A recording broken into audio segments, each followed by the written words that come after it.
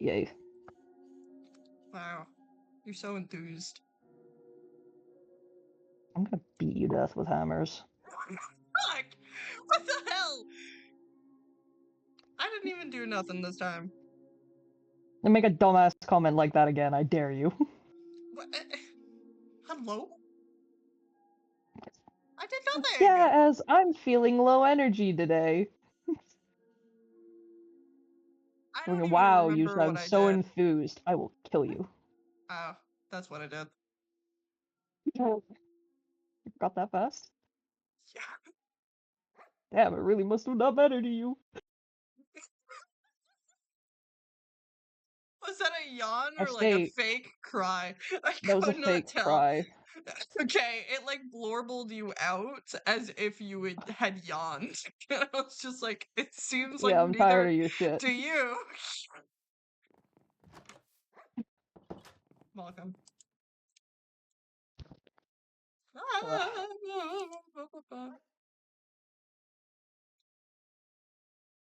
What do we talk about today? I don't know, you usually come up with the conversations. You're I missing usually your build. boots. You don't have boots. No, you broke my boots. Nor a helmet. Ooh, what kind Are of you gonna axe keep is that? fucking judging me? It's a copper axe. Okay. They're new, and they're significantly faster than stone, and we have a shit ton of copper. So I have now started like using them over using stone. Makes sense. So we Oh, always seem to have a steady supply. I did not go to class today. Oh, there's 2 Endermen over there. Why didn't you go to class today? I was really tired. Okay. And Yeah, I that's fair. didn't That's want to, fair. so I didn't. That's fair. That is fair. I cannot argue with that. I asked I'm why, and you gave allowed. me a pretty valid reason. I love how I added stairs in the bottom of these, and it's just kind of turned into a chicken fountain. Pardon? You come in here. I'm coming. As soon as you said it, I started running towards you.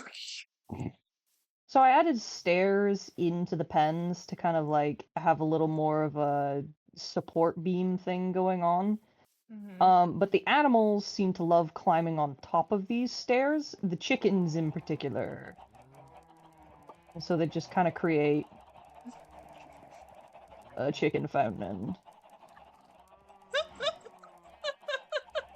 Which is a choice, I suppose. That's amazing. However, it is like Mm-hmm. lagging me out. Yeah, but you may want to just kill the chickens anyway, because they probably would be lagging you out. Kill the chickens.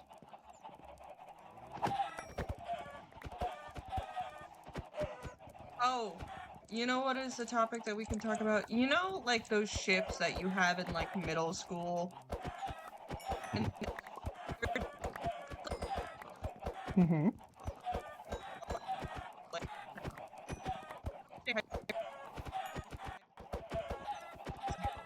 type thing. And then like remember they exist. Mm-hmm. Going like a short.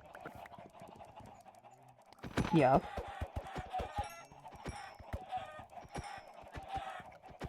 I feel like you were going somewhere with that. Do you have an example? Do I know what?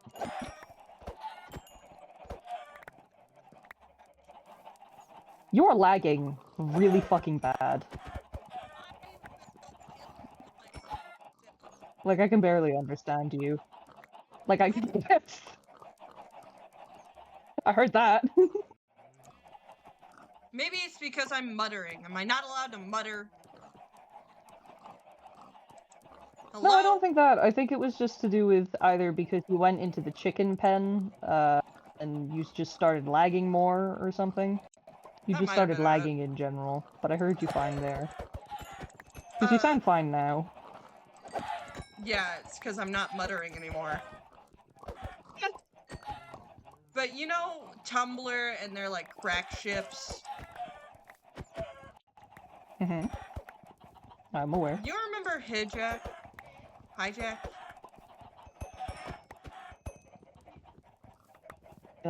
Hiccup and Jack Frost? Yes. That was one Yes. of those for me. I do know of them. You know what? Fair enough. Yeah. And I I never learned really got into Rise of the Brave Tangled Dragons. it I was was never interested by it, but I Rise. never actually, like, It was just those got two. into it. Because I had saw Yeah. fan art on Tumblr, and that's all you really need. And all the fan art was for this one All you fucking really need fic. when you're in middle school. When you're queer and in middle school. That's all you really need. I don't even think I was in middle school. I think I was in high school. Like early high school. Either way. Either way. Oh, my If lag you're a has queer teenager, significantly gotten better. all you need is Tumblr. Oh yeah, the chickens really fucking do it. Uh, They are a lag fest. truly.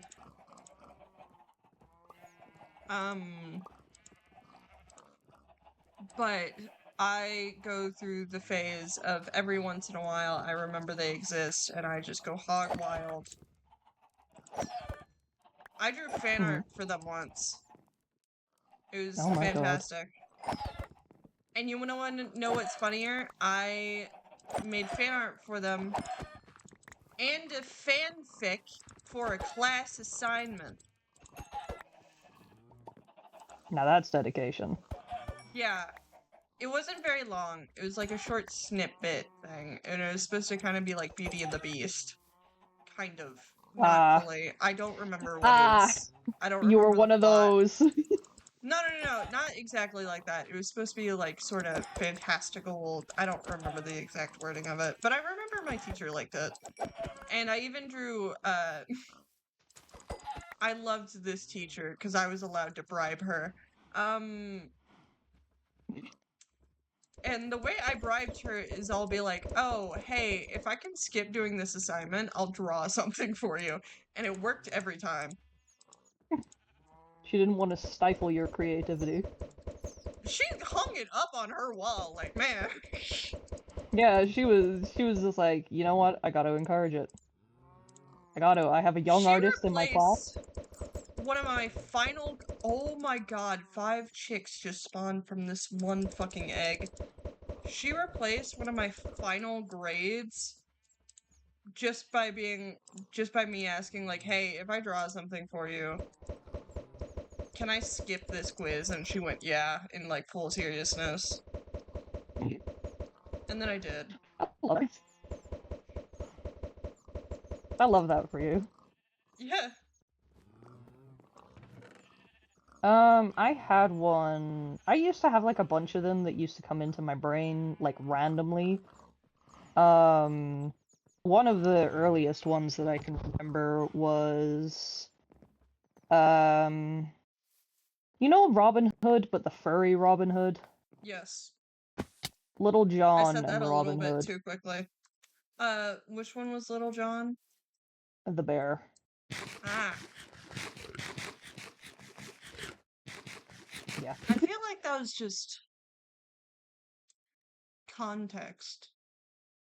Yeah, but he also dates this badass fucking chicken, which I wasn't upset with, but I was like, you know, originally, this could be gay. yeah. I also thought that the King John, he was, how do I put this? How do I put this? Even in my young adolescent mind, I knew that maybe that guy just needed to be bent over a table. That's all I'm saying. Anyway. I'm so glad that you came into your queerness early, or else that would have been like kind of hilarious. If you're just like a really young kid and you're just like, this guy needs something, and I'm not quite sure what it is yet.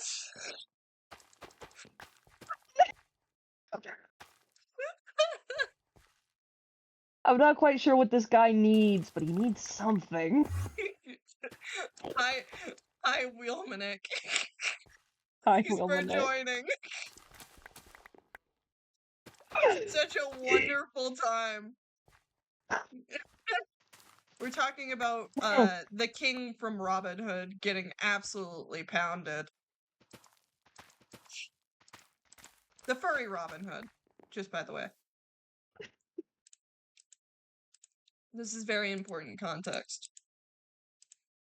You just went, okay.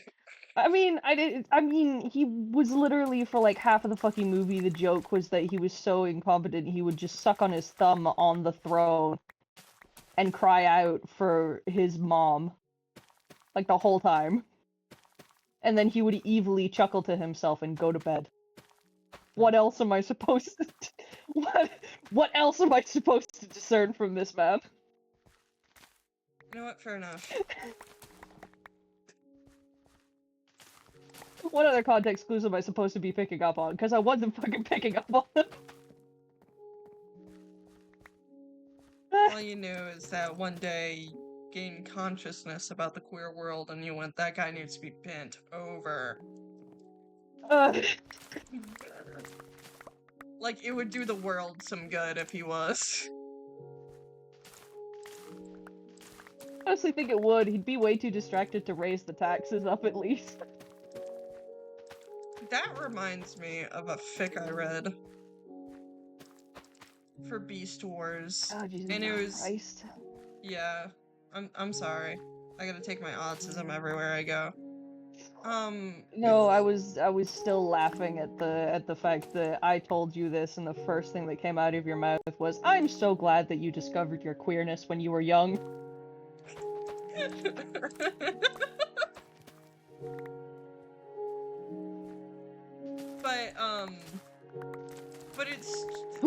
but the fic was basically, do you know Inferno? And you know how, like, Megatron and Beast Wars is just, like, kind of like Inferno. It's kind of, like, really, really fucking cunty for, like, no fucking reason. He's really sassy and cunty, and it's weird. Inferno is the fire ant. Ah, yes. And he's, like, absolutely devoted to Megatron in such an explicitly gay way. Mm-hmm. Calls him my queen and shit. I read a Valve pub fic with that because it was Kinktober. And one of the hello patches, and one of the plot points was Dinobot being like, oh yeah, I was railing him on the regular, it made him a better leader. And it was just kind of sitting there just like, ah. It's like, congratulations, man. You heard it here first, folks. If you just keep railing your dictator leaders, then they'll turn out for the better. I'm gonna fucking kill you. I know I said it, but you didn't have to repeat it. But it was great. It was awesome. The only thing that, like, weirded me out was it was because it was for, like, an event thing. And the event thing was fine. It's the fan art was good, except it was one of those people who, like, did soft body, and I was just like, God, I fucking hate soft body.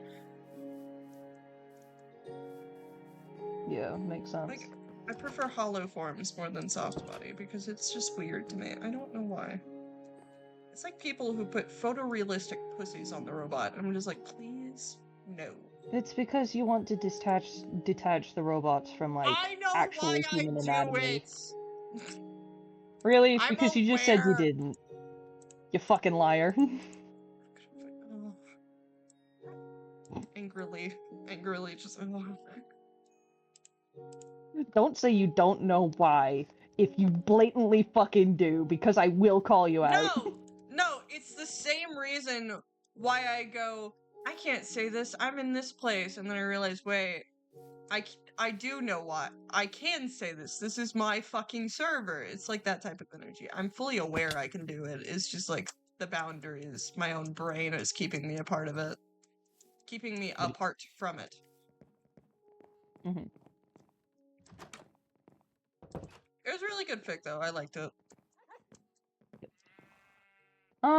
What's another one? I did for a writing assignment at school write well, in college, I wrote a very vague self-insert fanfic. It was so vague, like incredibly vague, and it was when I was How trying to figure out incredibly Zimmer vague. and Papyrus's, no, genuinely, when I was trying to figure out Zimmer and Papyrus's like dynamic, I went with the version where it was like they were childhood friends and then they had a massive falling out, and it's like they toxically haunt the narrative, each other's narrative. I didn't end up going with that with like the draft I show everyone, but I wrote it for my college assignment. I got an A on that. I'm I proud of that. don't doubt it. I've seen glimpses into your mind, and I know well enough. What? Why did I you have look up? seen.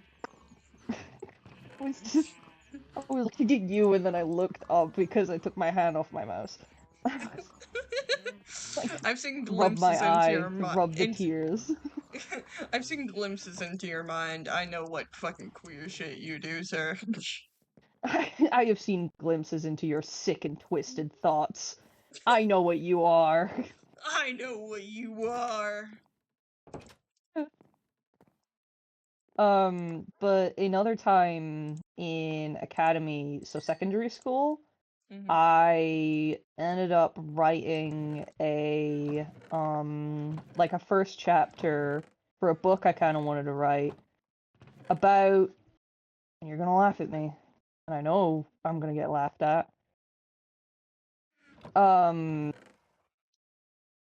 Remember when I told you in confidence like a while ago that I used to ship Jack Darby with Vince? Yes. Yes. Well, this was a fic about them, basically, and about soul marks, and about two people having two very different reactions to their soul marks, one of them being really excited at the prospect of finding their soulmate, and the other being like low-key disgusted by the concept of their soulmate because of the soul mark that they had. They were gonna go to fucking, oh, where were they gonna go? I think they were gonna go to New York for like a family for like a trip or something. It was like a school trip. They won a competition and they were going as a trip to this to New York, I think, for something. I don't know. I forget the details, but like I have 3 chapters of that actually written up and I have the rest of it planned out. I just forget what the plot was. But that one was fun.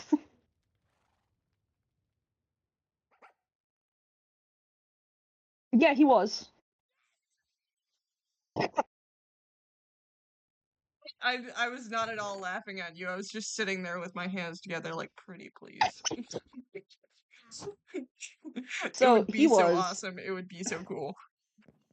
He was because the idea was he also doesn't have very good like understandings of soul marks and how they work and all these other things because well his dad left his mom but they were soulmates, so he already has like a bad taste in his mouth because of it. Vince's parents are like actually pretty healthy. So Vince has this like really idealized like, oh my god, I'm gonna find my soulmate and everything's gonna click instantly and it's just gonna be like we fall in love, and Jack's like, oh, Ooh, that would be so awesome if it I. were true. However, I'm a non-believer. However, you're fucking stupid.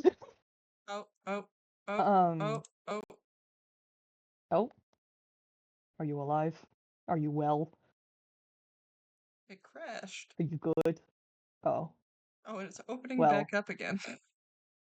I will continue to yap. Go ahead. But yeah, so basically it was like this whole thing where Jack doesn't have any good kind of doesn't have good experiences in the past to like kick off from because of his parents and how their relationship ended up turning out. Vince has his parents have a great relationship with each other. At least from the outside, at least in his eyes, they have a great relationship with each other. So he has this very idealized version of um how soulmates are supposed to be in his head because his parents seem really like well put together. Jack doesn't.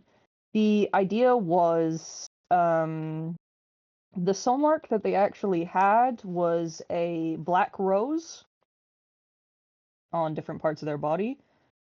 So for Jack, it was over his sternum, and for Vince, it was. Oh God, where was it for Vince? I can't remember if I jokingly made it a tramp stamp or if I put it somewhere that actually had meaning. I think for Vince it was like on his lower stomach. I think. Maybe? So, womb tattoo. Basically. Vince has the womb tattoo or a tramp stamp. It's one or the other. It's a coin toss. But Jack had his on his sternum. And so it was like really difficult for Jack because like every time he looks in the fucking mirror, he sees this soul mark and he's like, "Hey, great. This is so wonderful and cool and definitely isn't going to fuck me up mentally the rest of my life. Yay." So he's like a little unwell, I'll say nicely. But yeah, so he really hates the soul mark thing. I did like a lot of research into colors and what they mean and like all these other things and all these other different like cultural things that could go into it. The idea behind the Black Rose was Vince takes it at like face value. The black is supposed to be like a deep connection, and the rose is supposed to be like the rose of love. It's the flower of love. But Jack takes a more cynical view on it where he's just like, well, black is also usually the sign of emptiness and like not really evil, but like the absence of something, and roses have a lot of thorns. So that was the whole idea on that. I love that you're not talking. So that was the whole idea for. Fair enough. That was the whole basic idea. They had like a lot more going on with them. They are both like unaware of the other soul mark because as much as Vince wants to find his soulmate, like to a mildly unhealthy degree, he is also aware that there are people who can and probably will like fake their soul marks. It is something that has happened and historically has happened before. And it's also something that happens like in a lot of teen dramas, which I thought was fun because I was just like, how can I culturally make it so that like this is something that teens will think about and actually, consider? And I was just like, wait a minute. They have dramas, they have these things. So it's like a very popular genre for there to be kind of like love potions being popular for like in the early 2000s. Not as like a plot device for a lot of Just more movies and of a lot like of like just a shows world and stuff. building thing. So it was like Oh. Zim.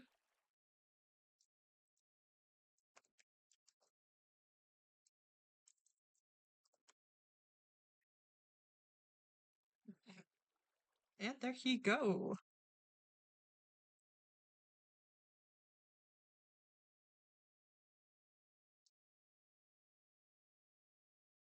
Well, Zim's dead, everybody. Say goodbye. Say you miss him.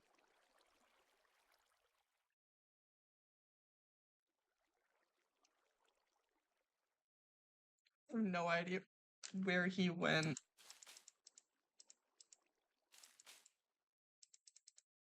We shall, we shall. Not a brother in the world like he.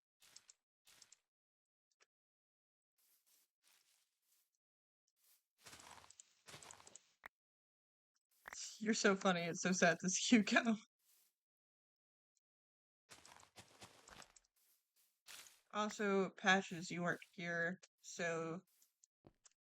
Actually, neither of you are here, but the conversation started because I was telling him about how I recently, like, the fixation for Hijak came back, so I was just telling him about that. As, like, a funny, silly ha-ha-ha thing.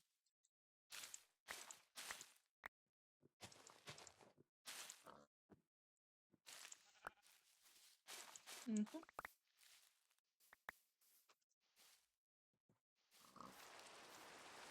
Wheelmanic, do you know what that is?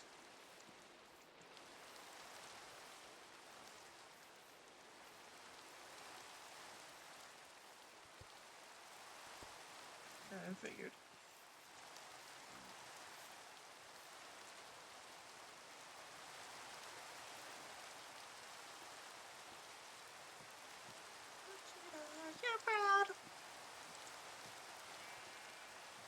He is disconnected from the call entirely.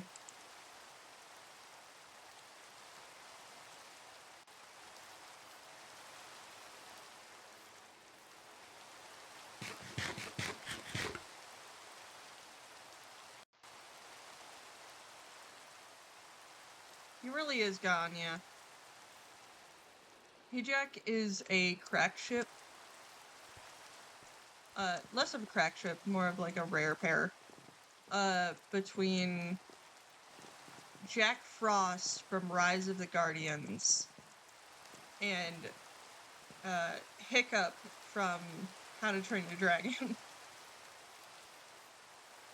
So the Wi-Fi disconnected, but I was too busy autism ranting Fuck, you to notice. scared the shit out of me. Hi, sorry. The Wi-Fi dipped, but I was too busy ranting, No, I heard autism your talking. explanation. You just scared the shit Yeah. out of me. I apologize. Sure, But good. yeah, so the You Wi-Fi were went on out. to Colors, talking about how Right. Jack saw it as emptiness and the other dude. Really? Emptiness. That far back? Fuck! I yapped for so long without you hearing it. So, I'm Jack sorry. sees the color as like, it's fine. No, that was on me. That was my Wi-Fi that dipped. Jack sees the color as like emptiness because like it's the absence of something in his mind, and roses Wheelmanic always have says, thorns. Zem, we missed you. Hi, I'm back. I apologize for disappearing on you all. On you all, and it's like two people. But still. Yeah, pretty much.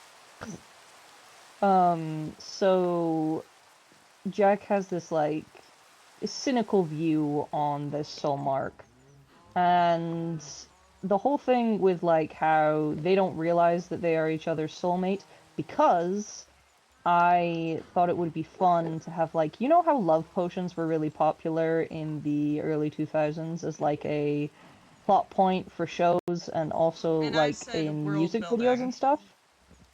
Yes. I didn't hear that. Yeah, So that's quite literally where you left off. I know this because yeah. I said it, and then you didn't respond, and And then I I was like, went oh. silent. No, it's not that you went silent, it's that you didn't respond and kept yapping. I was like, oh, there's something wrong here. Oh dear. But yeah, so there was all that worlding, and I thought that was very interesting, and that would explain why people don't really like just randomly show people their soul marks, and also seeing as they are in more like personal areas for them, being their lower stomach and like chest, they wouldn't really show around their soul mark anyway. But seeing as it was like a seeing as it was like a big thing in the media of their world, it would make sense for that to happen. So, and that, like, is a fear that people have, so, like, you don't really show around your soul mark all that often unless you found your soulmate already. It's not really, like, taboo, but it's, like, one of those things where it's like, hey, you don't really want someone to, you know, It's like a fake being your quiet soulmate rule. for long enough that you actually fall in love with them and then kind of... Is he gone again? Yeah, it's more about, like, Okay, there he safety, is. just like, hey... Sorry, you glitched out again. My Wi-Fi is You glitched a little out. fucky, I think. Well, you glitched out on my end. Mutual glitching, let's leave it at that. So it's a little, it's like a safety thing. It's like a, hey, you can get taken advantage of if you are not careful when it comes to this stuff. So, like, be careful. There's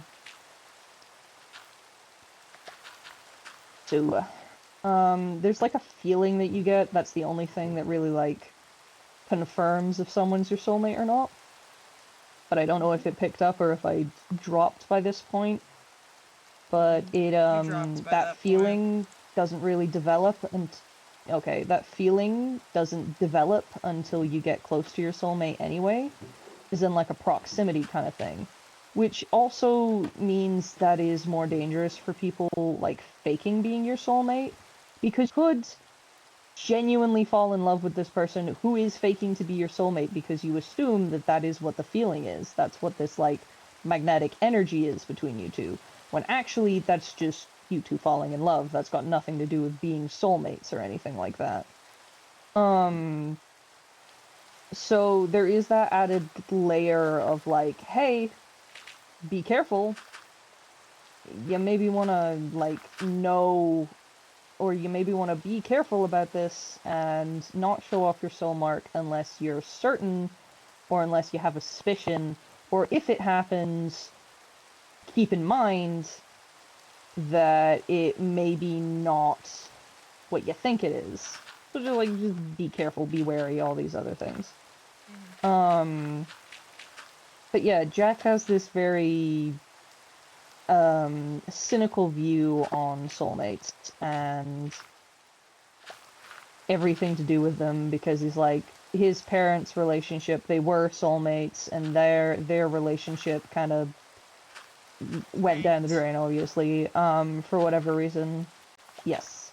I had the thing that Jack's dad just kind of up and left randomly. Like, it wasn't like a draft thing or anything like that. He just left them, which Jack really held on to. So, you know, kind of being abandoned as a child, it'll fuck you up. So he's got all those issues when it comes to soulmates. He doesn't trust the concept. He's like, whatever. I fall in love, I fall in love. I don't care.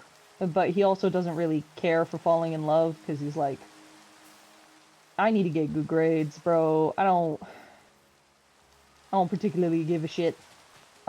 He does still have his crush on Sienna, but he knows they're soulmates, and he's like, the soulmate thing doesn't really matter to me, but it does matter to Sienna. Sierra? Is her name Sienna or Sierra? I think it's Sierra. Yeah. Sierra, yeah. I was saying her name wrong. My bad, girl. Anyway, so she, like, the Enderman placed a block down in the chicken pen and all the chickens got out. What the fuck, What is wrong with you? What is wrong with you? Do you know how long it took me to get those fucking in there? You fucker. I got them back. I just put some seeds and they all went back in, but, like, he's in there. He's fucking shit up. He placed it in this corner, and I saw a chicken run past me, and I was suddenly like, oh. Oh no. Something isn't right here. Something has gone terribly wrong. But yeah, so The chicken is still out, in Sierra fact. really does care about. I do not care to get him back. Sierra does care about the whole soulmates thing. She's I quite got like him. Vince. Her parents aren't actually soulmates, but she's like fallen for that like hopeless romantic kind of deal. So she like really wants to find her soulmate, and Jack is not her soulmate, so he's like, eh, whatever. I'll live. Yeah, he'll live. He's like, eh, it's whatever. Soul marks develop around the age of puberty. It's like an inking that slowly develops on the skin. So at like the age of, depending on when puberty hits for you, is when you'll get your soul mark. So if you're a late bloomer, it will come later than your peers, or if like all these other stuff. But the different colors and placements can mean different things, and the different shapes can also mean different things.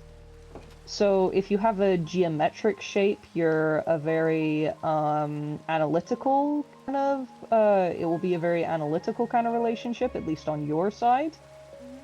Or no, it will just be an analytical relationship if it's a shape, if it's like geometric shapes. So circles, squares, triangles, all that sort of stuff.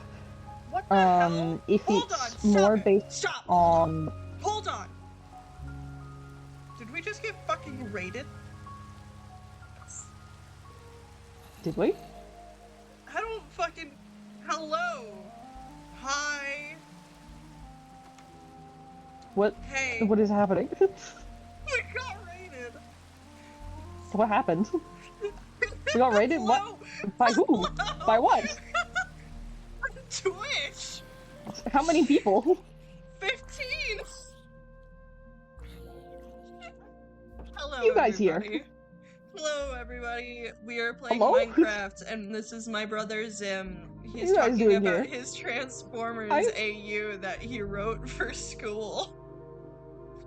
And I'm your wonderful host, EZTIL. like ages ago. Hi. Oh my god. It crashed. Oh, oh I'm no. back. Hello. Fun fact, we also crash a lot.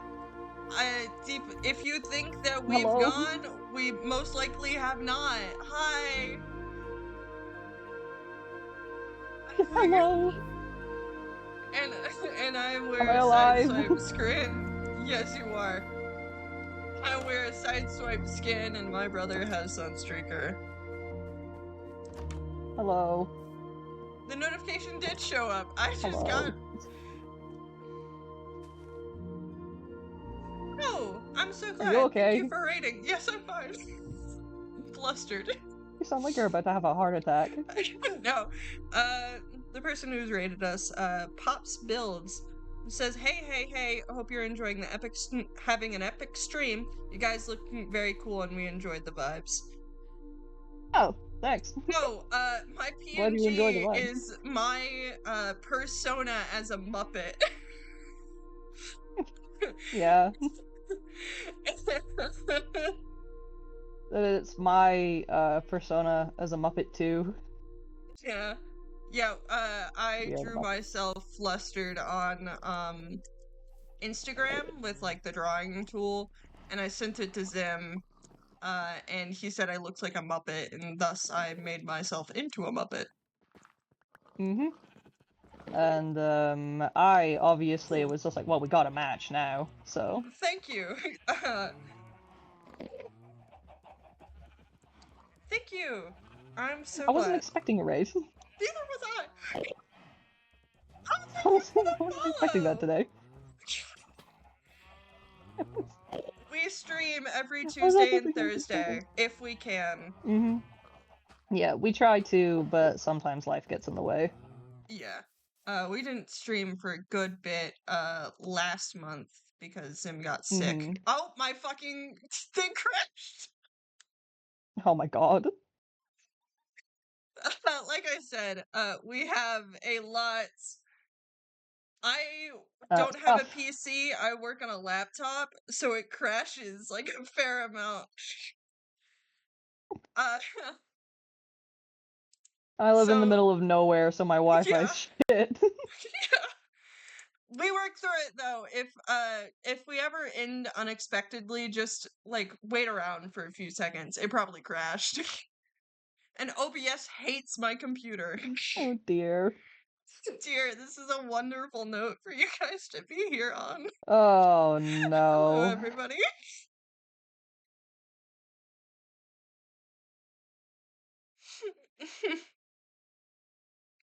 We'll try our best. We will try our best. Uh, I don't know where to go from here. I'm flustered. I don't know either. I got thrown out of my loop. I guess I go back to talking about the fucking Transformer fic I wrote to pass a class when I was like 14 years old. I Yeah, guess.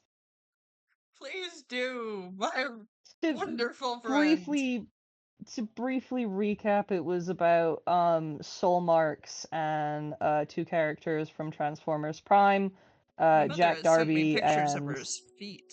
Why are you sending me pictures of your uh feet, Mother? That's weird. why are you getting feet pics on stream? Don't fucking know. From my mother, no less. Please go away. What? Streaming.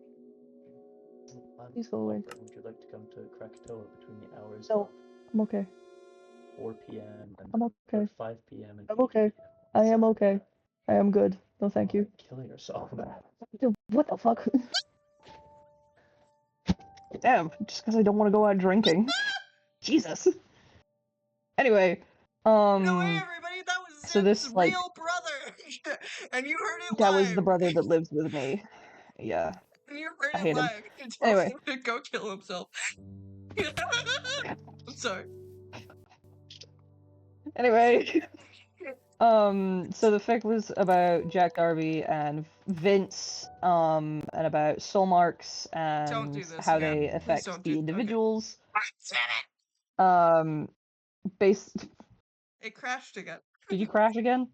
Oh my fucking god. So sorry, But everybody. basically, It's fine. we We had apologize, something everyone. for There's a this. lot of stuff. Yes. Yeah. But basically, one of them really likes the idea of a soul mark and the idea of finding their soulmate, while the other is less than pleased. Vince is really excited about the idea of meeting his soulmate because his parents are soulmates, and they have like a very healthy dynamic. So he automatically assumes that finding your soulmate is going to be like this big, wow, we're meant for each other, yada yada. While Jack's parents, June and his father, who remains unnamed, did not have a great relationship, not because of June, but because Jack's dad basically fucking disappeared on them. So he doesn't have a good like opinion on soul marks. He's like, it's weird that this whole destiny thing ties you together and you basically have no choice in the matter. Am I still here? Yes, you are. Okay. Also, Thought I crashed again. also random chatter that said, "What the dog doing?" That is Zim's dog, Sasha. She is homophobic, but we love her. Yeah, she's very homophobic, but also has big anxieties, so she just kind of we discovered that if you put a little scarf over her head, she calms down a lot. So we have jokingly and lovingly dubbed it her comfort hijab. But she ate it at one point, so her Yeah, bitchiness knows homophobic no bounds. dog. Indeed. The homophobic dog. She is a lesbian, but is also homophobic. She has a wife, and yet She does. she hates me, the only gay guy here. She despises me. She's a very catty individual. But Also, for so there was your, a I yes. have changed it to just chatting because I do not want to fight Minecraft right now. This happens every time. I have learned when to give up. You can continue playing Minecraft, but I've put it on just chatting. That's fair. So they both have very different ideas on their soulmates, but turns out they're actually soulmates together. They don't know this because there's kind of like an unspoken safety kind of rule where it's like, hey, don't really share your soul mark around because there are people who like will try and copy it, not through magic, but just like through, like tattoos or something. And you could have someone pretending to be your soulmate for so long and it just you get taken advantage of basically. Like, be warned, be careful, there are weirdos out there, that kind of deal. So they don't really go around parading their soul mark, but their soul marks have I wrote all this lore down in like what was it, like a 15,000 word document. I had chapters written. I was invested in my little gay guys. You often are. Who fucking hate each other in canon. I feel like I could give you like Shush. a really okay. Don't throw me under the bus. Don't do it. These people are new. They do not know of my mental illness. I think you're getting it right now, man. I'm aware. You're aware. I am aware. Dedication. My dear brother is the most autism I have ever seen do autism. And I say this very lovingly. I have thrown very vague concepts at him, and he went, "Oh, I can work with this," and he throws like 1K word back at me, just like for like the shits and giggles. For fun. Just because I can. And in return, I toss art at him, and he yells at me, and he wishes me dead. Truly and verily so. You need to be dead in the street. Okay. But so I've accepted my role here. I have accepted my role. I know where I stand. Basically, the soul marks have different shapes and colors, and they all mean different things. So Jack and Vince have a soul mark of a black rose. The placement can also mean things, but I am not getting into that. That is a lot. That is a lot to go over. So basically the black rose, one of them, of course, having a big view, sees it as black is the color of like mystery and depth and like all these positive things, and a rose that is the color of love and all this other stuff. And Jack is like, well, black is also the color of, the absence of something, and roses are, very well known for having thorns. So I am not too keen on this what this relationship spells, because the color and shape of the marking can kind of tell you what kind of relationship you're gonna have with this soulmate. Like geometric shapes are like very analytical relationships. Certain colors mean certain things. Like purple is more of a regal color, but it can also be tied to vanity. But it can also be tied to vanity and mystery, but not in like good senses, because sometimes mystery is good in a relationship and sometimes it is not. I feel like you're staring at me as you say vanity. Just a bit. No. I would never. I would never do such a thing. I would never drag your favorite color through the mud. Anyway. Anyway. Okay, favorite colors, the rainbow. So anyway, the colors mean all these different things. Red is, of course, the color of love, but it is also the color of anger. Yellow is, I believe, oh god, what was yellow? Yellow was joy and like a whimsical kind of love, but it was also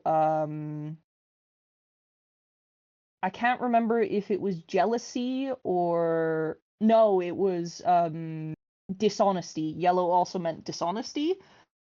Green was, of course, there's like a richness to it, like a natural kind of love, but it's also jealousy and all that sort of stuff. So all those things. The shapes also mean stuff like geometric stuffs will be a very analytical relationship. It's very much like fitting cubes together kind of stuff. If you have a soulmate based off of imagery, like a feather or a rose or like a feather or a note or something like that, it can be very heavily tied to the like human definition of what that symbol means. It's very heavily tied with culture as well. So if you have a flower from someone who was born in, say, oh my god, Russia, and someone who had a flower and they were born in Brazil, they will have two very different cultural meanings depending on where they're from. May I? Floral stuff as well, that's kind of like a quote unquote natural love, and different flowers mean different things. Flower language actually derived from the soul marks in this AU. And that's like the basics. There's a lot more to be gone into because of course the placement means stuff. There's you can have multiple soul marks. Polyamory is a thing in this AU. Hell yeah! So you can have Hell multiple yeah! soul marks. Hell yeah, brother! But also soul marks are I very, very quickly put in the beginning, it was like soul marks are not an inherently romantic thing. It is just that is the person who your soul is most entwined with. So you can have multiple soul marks, and one of them can be a romantic relationship, while the others are more platonic relationships, or they can all be romantic, or you can have one soul mark, and that is a platonic relationship, whatever you like your fancy, basically. Most people take it in a romantic sense, and that was supposed to be like a play on um allonormativity, basically how like romance is a given in human life, and that's like the one thing that makes us human, and like romantic love, and it's like, yeah, no, not really. So that was supposed to be a play on that. Zimmer of the man. Mini me knew what was up. I didn't Zimmer really of the know, but I man. knew something was up. Zimmer of the man. Zimmer So of the man, pretty yes. please. What? Okay. Yes. I hate to cut you off. One person in chat kind of agreed with you, I think, and went yellow for me is kind of like jealousy and secrecy. Orange is the joy one for me. I think I see those like Yeah, switched around a lot. I I do. think So what was it? Hold on. I actually have this Word document on this laptop. Let me pull it up. can I also ask like another question? Yeah. How Yes. how much did you need to put into this assignment? Not as much as I put in. I figured. I just thought I'd ask. I can tell you that for certain. I think it needed to you be put your 1,000. entire okay. Sorry, I was just trying to. It No, needed go to ahead. be 1,000 words, I think, and by the end of it, I was done with my first draft. I had about 6,000. Oh my god. Yeah, I was locked in. You put your everything into everything that you do. Oh my god. Pretty Not much. into everything that If you it's do, but your autism if it's specifically. You put your entire bone if tussy it's into it, and it's crazy. if it's something I enjoy, um, I will put my everything into there. Uh-huh. That's the wrong Word document. That is Power of another autism, indeed. Jack Darby Vincent. You don't know the depths of this autism that I have seen from this guy. I'm into Transformers. Zim is also into Transformers. I'm into a different part of Transformers. I like the IDW comics. Zimus has seen glimpses into IDW. Don't no OBS. OBS. OBS. Okay, cool. We're still here. Oh Hi. no. Okay, we're good. Jesus But Christ. Zim has seen glimpses into IDW, picked up a comic dub that was never finished, so he never got to finish one of the comic runs. The one that I'm more into, I suppose, like the one that I actually read to completion, More Than Meets the Eye. So he never got to finish it because the dub was never finished. And despite his limited knowledge, I've thrown him bones and he has grabbed it, sniffed it, chewed on it, went back to his fucking cave, and brought me a jewel. I'm like, how the fuck did you do that? And he's into Transformers Prime, which I watched one season of and realized, okay, I could keep watching this, but I'm not gonna be super into it. But he's super into it. I wish I could give like the same back to him, but I also just toss things at him. They're scraps, but I toss shit at him and he goes fucking insane.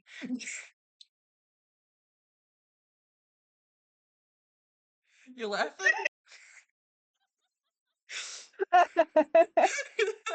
You make it sound like I'm fucking Gollum.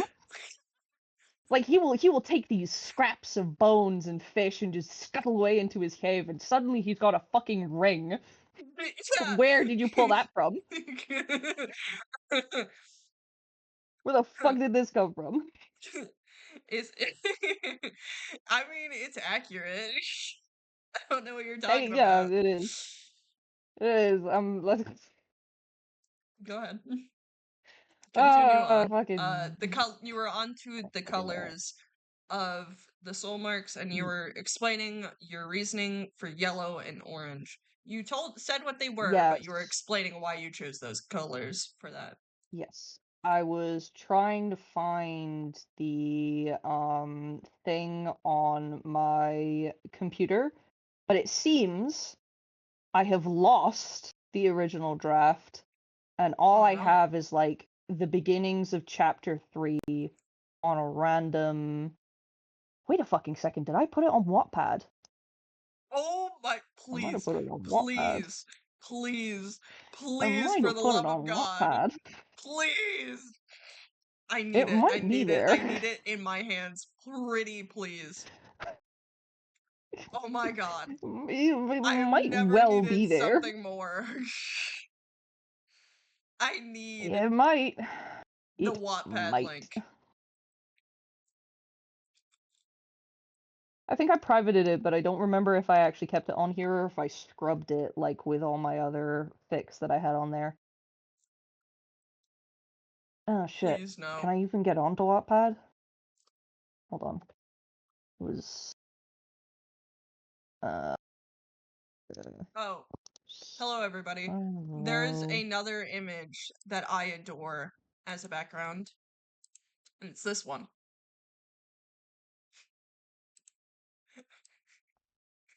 what the fuck? And it's Zim in the compost bin. It's my favorite one. Fuck off. No. Ba-ba-ba. Hold on, I'm resetting my password. You're all good. Oh, that's why it... I have no idea what that is, Ice. I would love to know. I have no idea what that is. And that's in a different language, and I don't want to say it because Gotcha. I will butcher it. Yeah, no, so... I believe... Here I am with my shitty profile. Is it in here? Do I have it? Is it in here? Where my stories? Let me see. Let me see if I still have it. I probably don't. But if it is in here, I'm gonna fucking scream.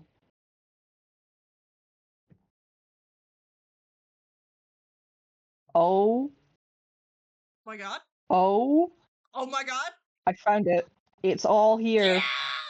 5 chapters. I forgot it was 5 and not 3. Ooh. Yeah, so okay, so I had a teacher basically do this whole teaching soulmate, soul marks, and what they mean. So I have it, and it's just like, I'll read just what I wrote. This was, again, when I was like 14, so bear with me. As everyone knows, your soul mark is like an extension of your heart and love. Your soulmate will have the same mark somewhere on their body. Now, what's a soulmate? A soulmate is someone that just gets you. It's a connection of mind, hearts, and, of course, souls. Your soulmate and you will share mutual respect, unconditional love, and total understanding. This connection means that you can convey emotions without speech, and it even allows yourself to become one in a sense, both feeling similar things with a magnetic energy between you two. You can only truly have this connection with someone when they share the same mark as you and undergo a sort of soul bonding process. As for your soul marks, a soul mark is a mark on your body that is identical to your soulmate's. Even the color, the irregularities are the same. The only difference is where it's placed. You may have a soul mark on your arm, while your soulmate's soul mark may be on their forehead. Your soul mark can also tell you a lot about the relationship and how it will turn out. The color, for example, can tell you what kind it will be. Red, a romantic love. The bond you share with your soulmate is heavily based off romantic gestures and such, though there is a chance for large fights and rage due to this color. Orange is a bond that has a more quote-unquote tropical meaning. This means that you and your soulmate may have a more exotic lifestyle, travel, you may be more free-spirited. But there's also the fiery side that comes with the red. You have to remember that you are still prone to these kind of fights, and that free-spirited nature can often come across as disinterest. Yellow is all about keeping your soulmate happy and pleased, no matter the circumstances. Ah, that's what yellow was. Ah, yellow wasn't about deceit and dishonesty. Yellow was about basically the whole, you want to keep your soulmate happy no matter the cost, so it can come at like a self-sacrificing thing. Okay, rejogging my memory here. Green, the color of nature. You and your soulmate will share a more natural and easy love, though green marks are often known to hide jealousy, and that can become an issue. Blue, your love has more depth and stability than most. You have a very open and honest relationship with your soulmate, but is heavily dependent on trust and faith. Purple, your bond is filled with devotion and pride. You are more likely to live extravagant and mysterious lifestyles, though this isn't always a good thing. Pink, you share unconditional love with your soulmate. However, I don't like that one. I'm going to redo that one. Never mind. Switching. White, you have a pure Amazing. and often Swag. innocent relationship. Huh?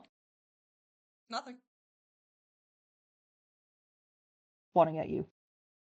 It's just the description I gave Pink. I'm going to redo that in my head. I read it and I was like, I don't like that. You have a pure and often innocent relationship with your soulmate. However, your love may be based on perfection. Black, you have a very powerful and elegant bond with your soulmate. You both give each other strength and are often shrouded in mystery, but your love could have fear and heavy undertones of loss, as black is also the absence of black is often the absence of light.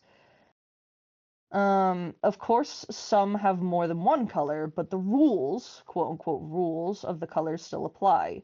Of course, you can't forget about the shapes and patterns that these marks come in. Now, because your soulmate, only you and your soulmate share the same mark, I won't go through all the possibilities, but instead I'll name a few. A heart, another sign of a romantic gesture. It is simple meaning of the color red minus the rage that is. A square, triangle, or pattern with these involved shows a more organized form of love. It shows you both know what you want from each other. Swirls and circles or patterns where these are involved are a more infinite way of showing love. A cliche would be that your love never ends. Wings lead to a more angelic kind of and free kind of love. It makes you feel like you aren't even on Earth anymore. I could go on forever about the different types of marks you can get, but those are the slightly more common ones. Even where your mark is placed, you can tell something about your love, but we don't have enough time to cover that today. You may pack your bags. So that was basically what I wrote for a class. Like a class kind of, hey, here's just a brief PowerPoint explanation. Let me draw on the board. And again, I wrote this when I was 14. So there are a lot of details that I would change personally, but that was like the main idea. Mm-hmm. Any questions? Yeah, Any questions so questions far? in the chat? Any questions in the chat so far after my quoting of what I wrote? Did you have gold How in many there? years ago? Or did you just... Hmm? Was there any, No, it like, was like specific a... shades? Or was it just general No. colors?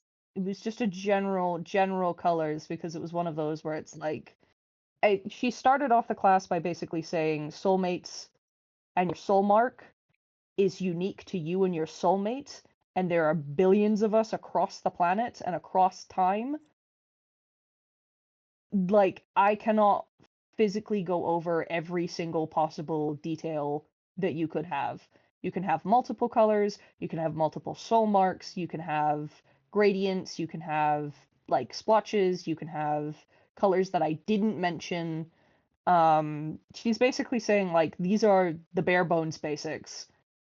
Not everyone fits into these categories, but these are like the bare bones basics. Mm-hmm. Kind of idea, just to give people a sort of feel like more common kind of stuff. Raising my hand. You with the glasses. Okay, cool. Fuck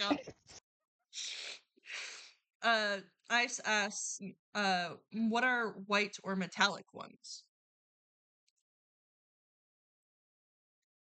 So white was, I did touch over that, was the angelic kind of love. It makes you I feel thought that like you're was not really on this wings. planet anymore. It feels like You no. said... Okay. I said wings make you feel like it's angelic and also a sense of freedom. The color white is based off of like perfection Mm-hmm. and feeling like it's a perfect kind of love, but like holding your love up and like your relationship up to the standards of perfection Mm-hmm. can be really bad sometimes. So white is like a pure and innocent kind of love, but it's often based off of perfection. What would you say the I did color... not have anything No, go written ahead. down for metallics, Mm. but I would assume in my 15, 14-year-old brain that it would probably tie into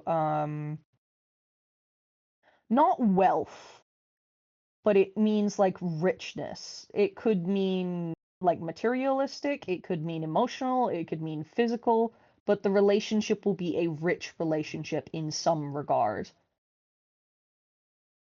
Mm-hmm. if that makes sense. It does. Sorry, I had a Any more question and then I questions? forgot my question. I I should apologize. have interrupted you. God damn it. I'm sorry. Ah! I love the titles of the 4 chapters that I actually managed to write.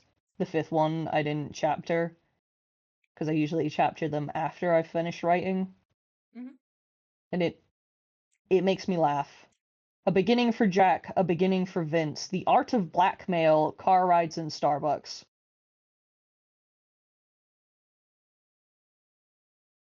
Where were the commas in those?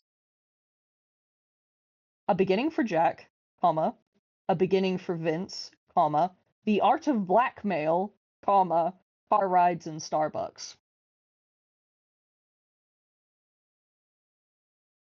Okay. Comma, chapter 5.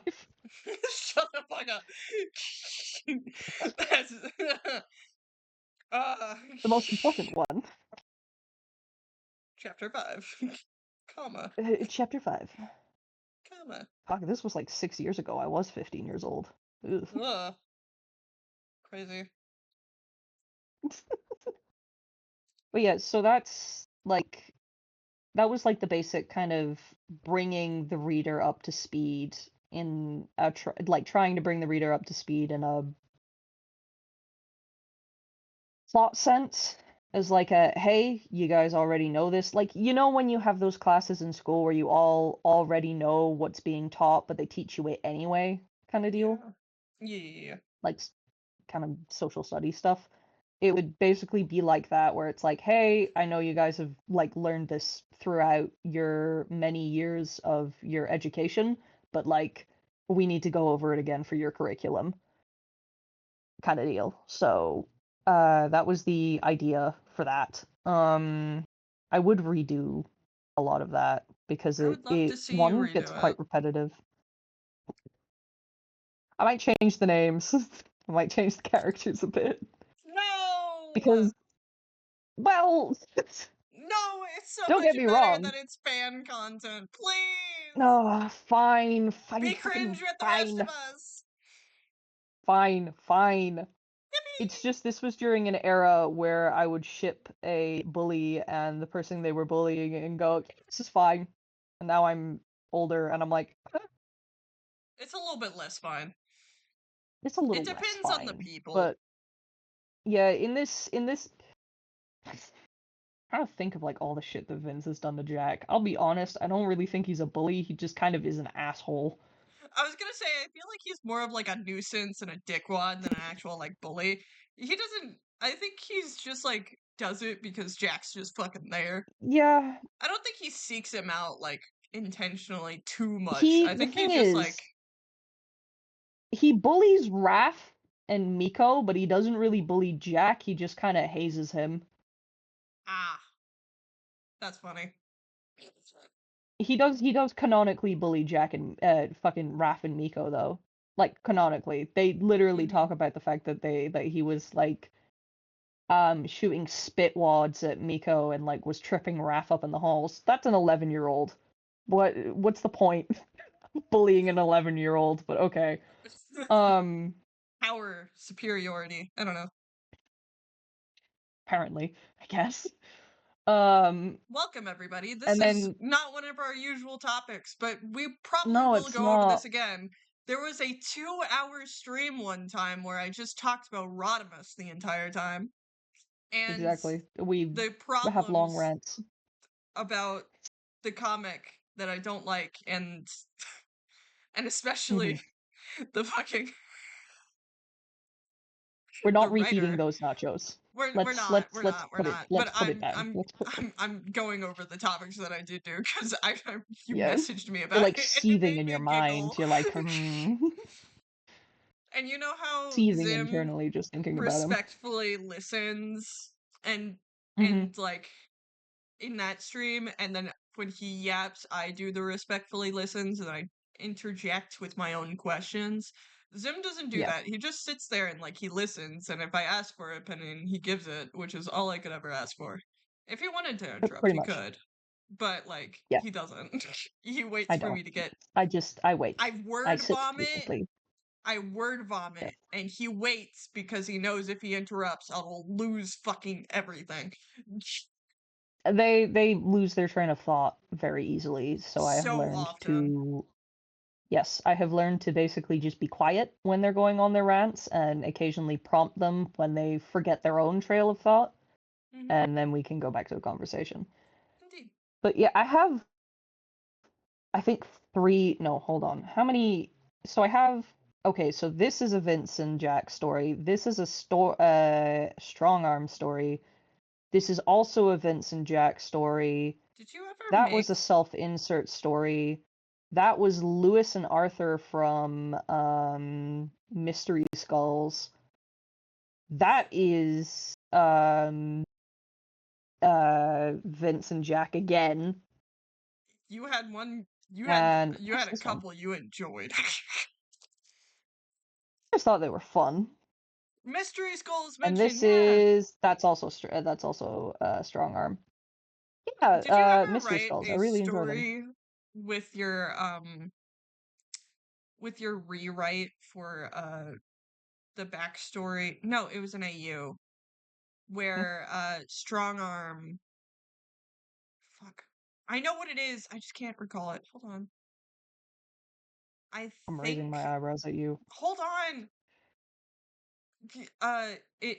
I think Sideswipe was still alive. Not Sideswipe. Fuck. Sunstreaker. God damn it. And it was more taking place on Cybertron, and it had. Oh, you're talking about the one where their main characters are Strong Arm, Sideswipe, and Yes! Sunstreaker. Yes! Yes. Yeah, you got there. You got there eventually.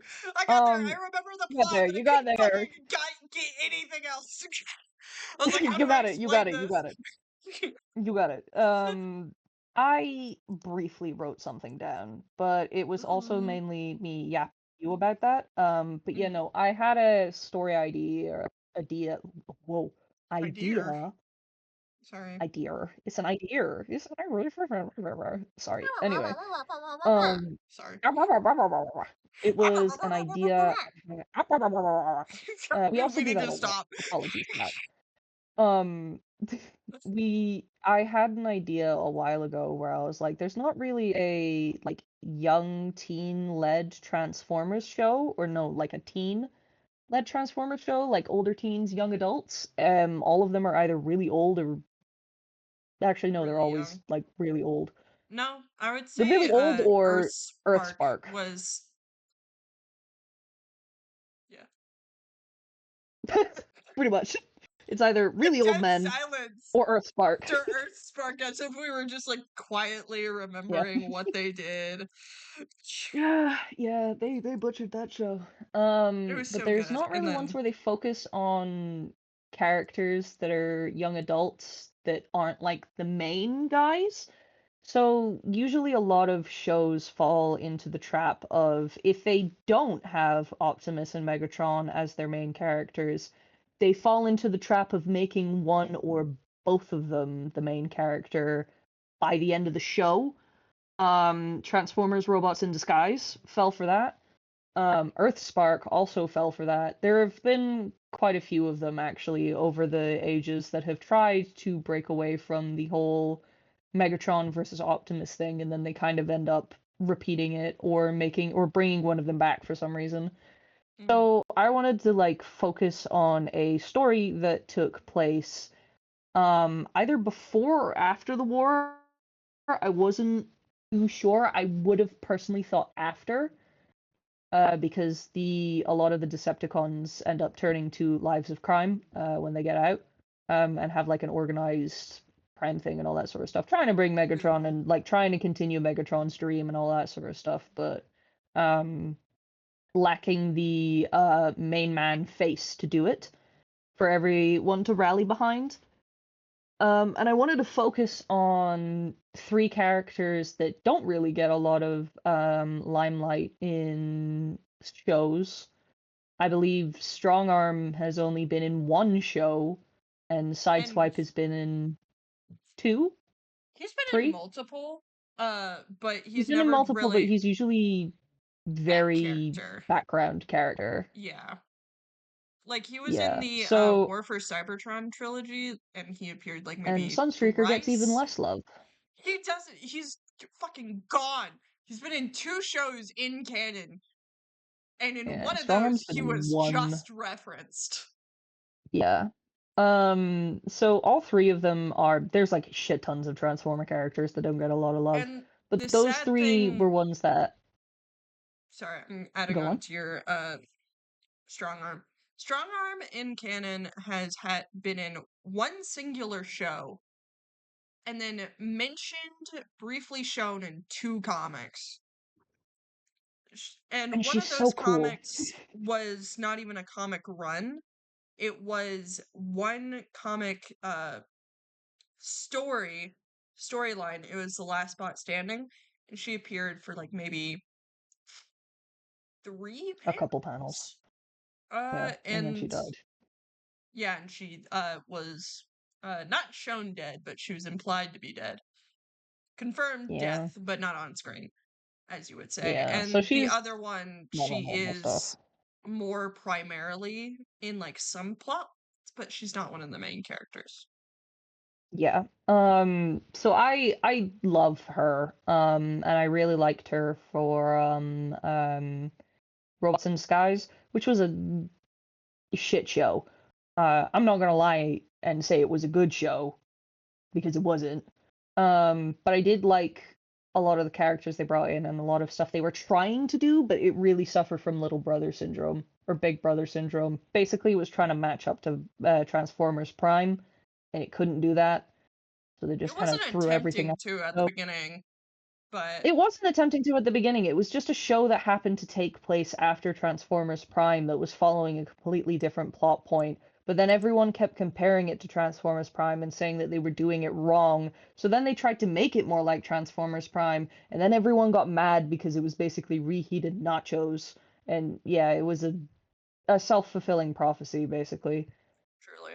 Um, but I really like her character just as a concept, basically.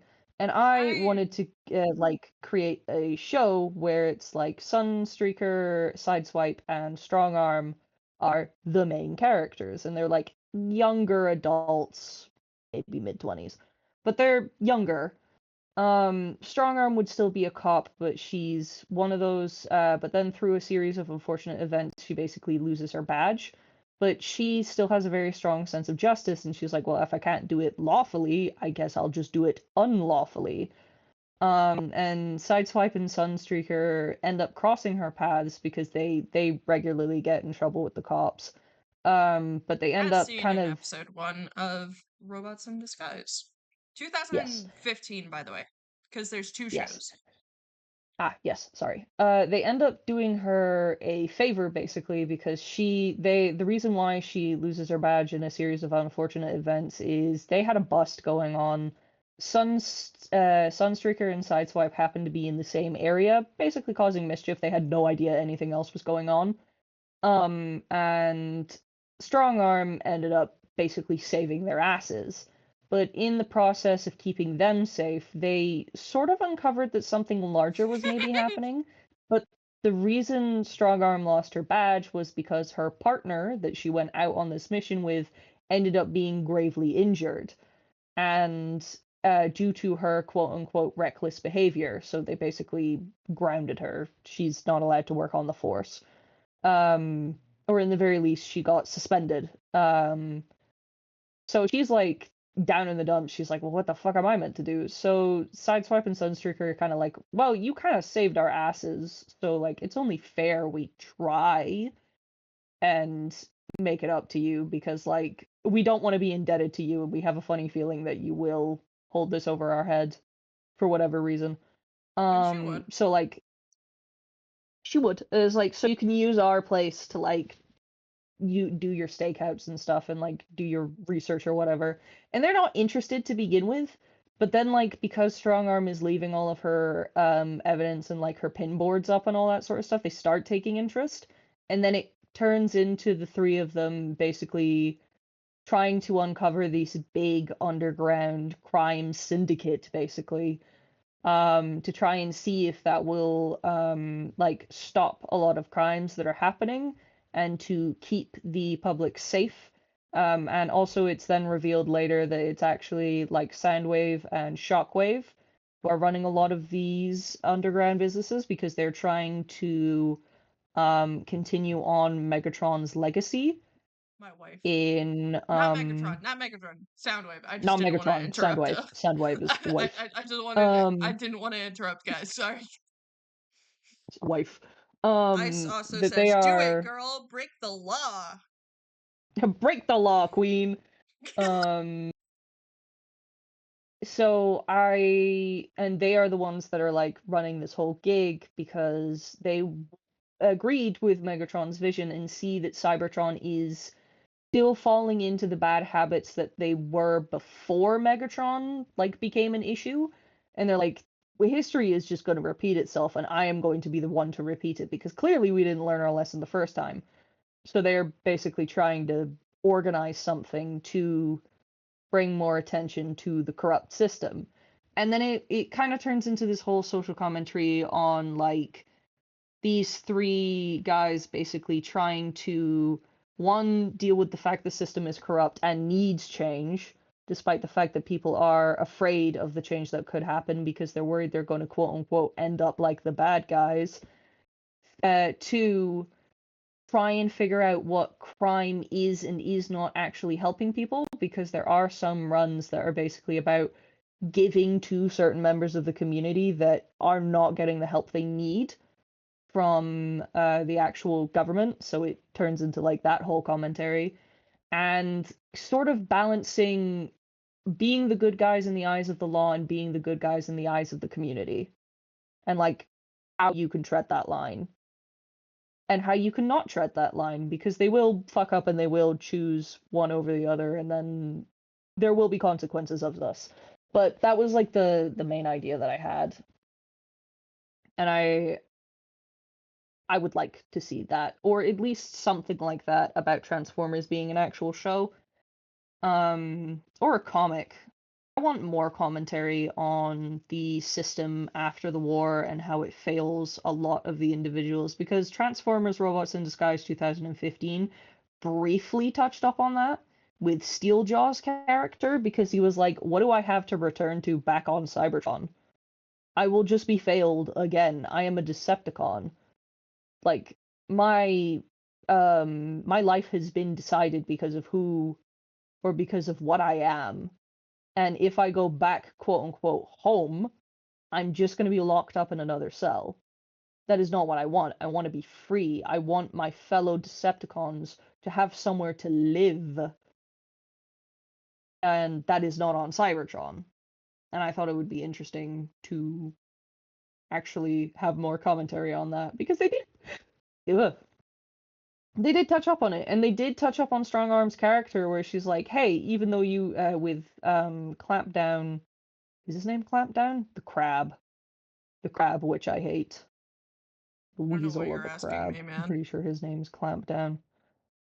The crab. Anyway, the crab gets caught by her, and she, like, cuffs them, and she has a moment where, I believe Sideswipe in that show is trying to tell her to basically, like, ditch him or not look after him or, like, do something pretty fucking cruel. And she's like, no, because he is protected. He is a prisoner. Yes. He is a Decepticon. Yes. There are still rules we follow because he is still a person. He is still a living being. Why would I treat him like he's dirt on the bottom of my shoe? And I want that kind of characteristic to be explored a little more in Strongarm's character, because they very quickly make her in a lot of fan stuff I see, and a lot of even official stuff, they'll make her a very authoritarian figure, where she is basically like Prowl 2.0. When she's not, she is a rule follower, but She's she more is of a a rule chase than a follower. prowl. Exactly. If there is a rule, she is a rule follower, yes. But if the rules mean that someone is going to get hurt, she doesn't follow those rules. If the rules say that someone is protected, despite the fact that you maybe don't like that person and that person has done horrible things, she will still protect that person. If the rules are protecting people and keeping people safe, she follows them. If the rules are not doing that, then she questions the rules, and she's like, well, I do follow the rules, but also that's not helping anyone. And I want that explored a little more, because she's like, well, it's about protecting the people. That's why she kind of became an officer, was to protect people.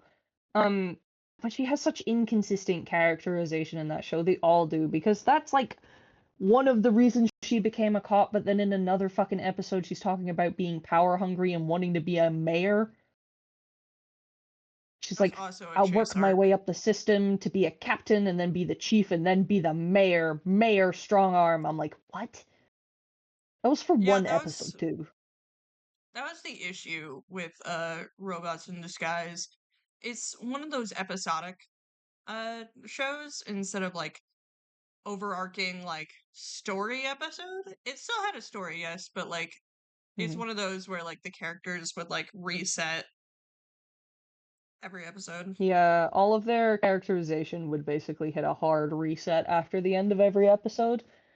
The thing was, it's episodic, but it's also linear. It has a direction it's going in, but it was also made to be a show that was like it could air on TV and you didn't have to see the previous one to understand exactly what was going on in the episode you were watching today. Which, yeah, they do that with a lot of shows, and unfortunately, every time they do that with shows, it just means that a lot of characterization and a lot of storytelling gets really jumbled up and really like messy. And when you do actually follow it in a linear sense, like episode after episode, in a line, you get very confused very quickly. No! Oh, Oh fucking no! oh no. Did stream die? No! What happened? I tipped my bowl over Are you and okay? it smashed. I'm fine. It didn't Oh, touch me, oh no. but man, Oh no. oh, that's a really cool Ez. combo. That's like directly in half. That's kind of crazy. Oh damn. It's like curves, You but split that shit. Ooh, it's you like a split that shit curved. evenly. I did. We need to stop talking at the same time. Shut the fuck up. I can now put this in this bowl because there's no way I'll be using it again. Fuck. Oh, no, don't touch that. Don't touch that, me. You might cut yourself. We don't want to do that. This is a wonderful stream. Everything's breaking, including our cutlery and our bowls. Yeah. Everything's breaking. And I mean everything. Oh, the bowl was The empty. next someone's bone is gonna break. Oh god. Our knees are already fucky. We can't do this. Oh, we're already fucking physically ish. We can't keep doing this. The bowl was empty. It was dirty, but the bowl was empty because I had just eaten cereal out of it this morning. I live in a dorm, so I like waiting until I have like actual good free time to like go wash my shit. Not that I wait like a month to go wash it. I wait like maybe like a day or two, and then I go to wash my Mhm, shit. mhm. So the bowl was empty. It was just the bowl I used Yeah. specifically for cereal and soup.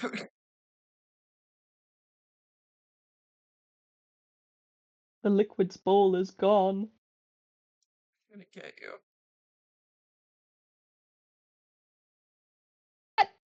What did There I are do? cops going outside. I didn't do anything. What the fuck? I don't know. There's shit happening, man. There's Yeah, a lot. cause I only have like two proper bowls, and one of them I use for ramen, and the other one I use for like cereal and soup. Points at you, and you call me autistic.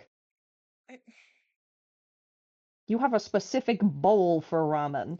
that's because I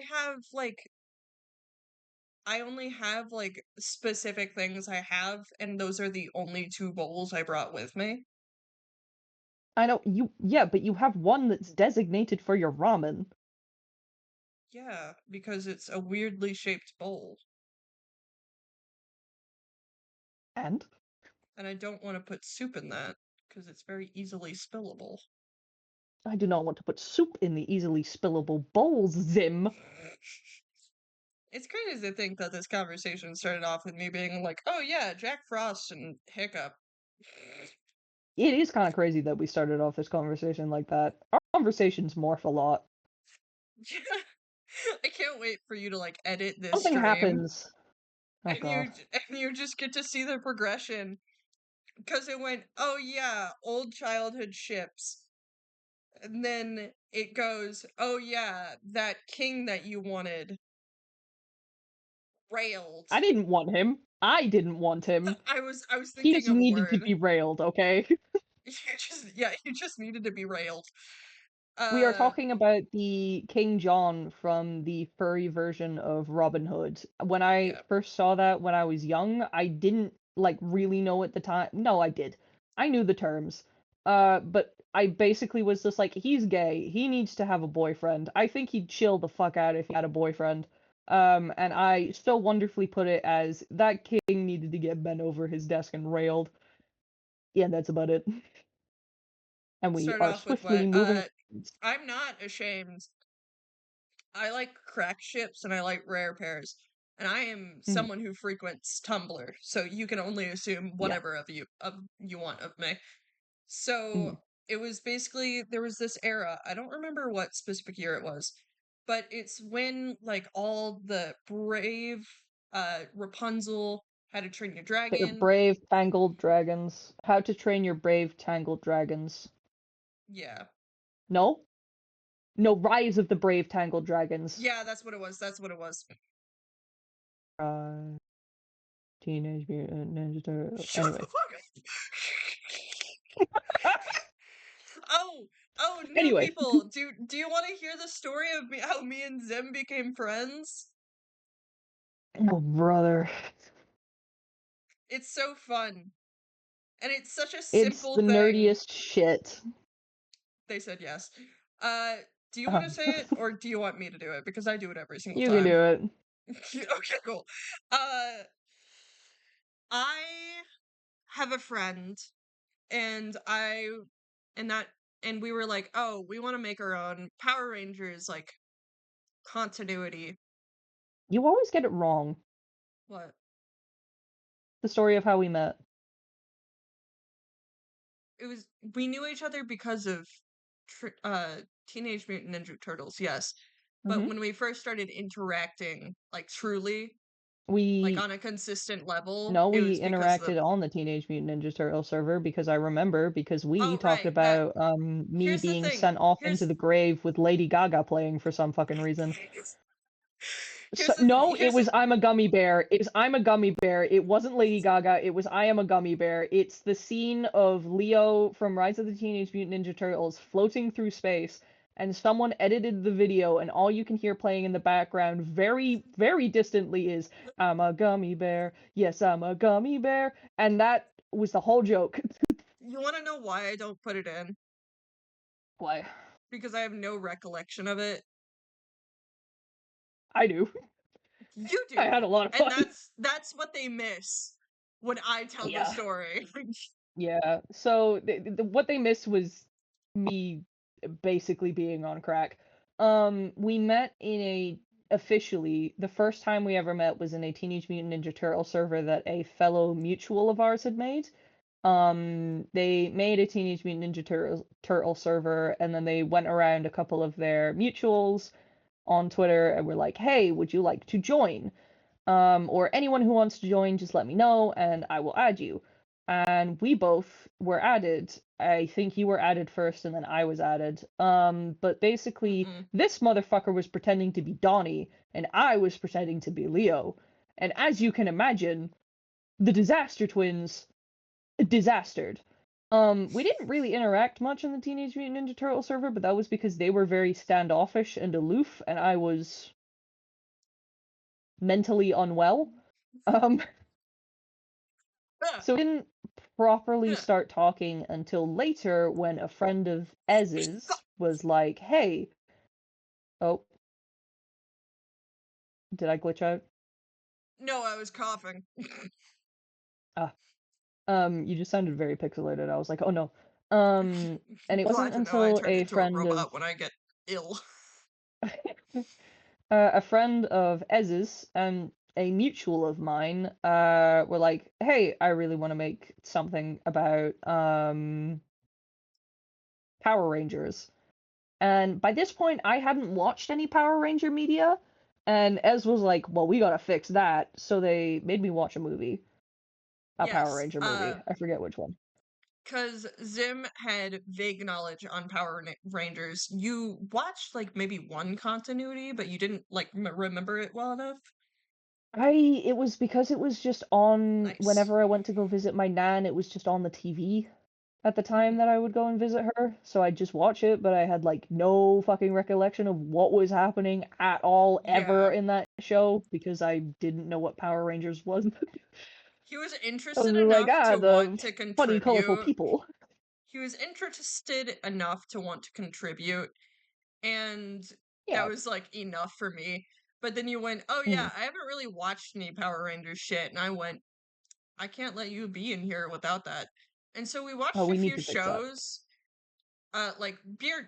bare glimpses into like a few of the shows, like mostly the one that we were gonna take the most inspiration off of, which was Mystic Force. Yeah.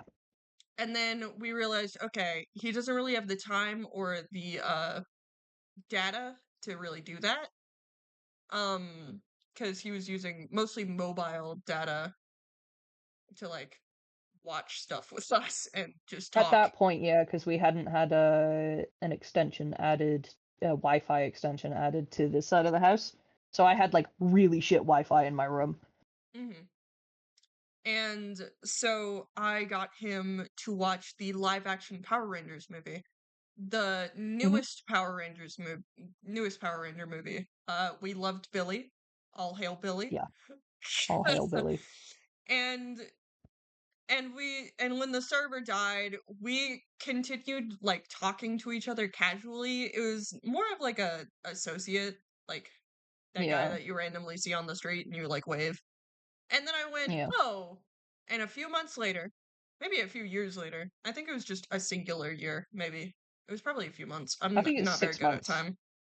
Okay. It was like half a year or something. Yeah. And then I got into Transformers because I watched Transformers Rise of the Beasts on my birthday. And I went, I want to share my autism. But nobody liked fucking hanging out with me.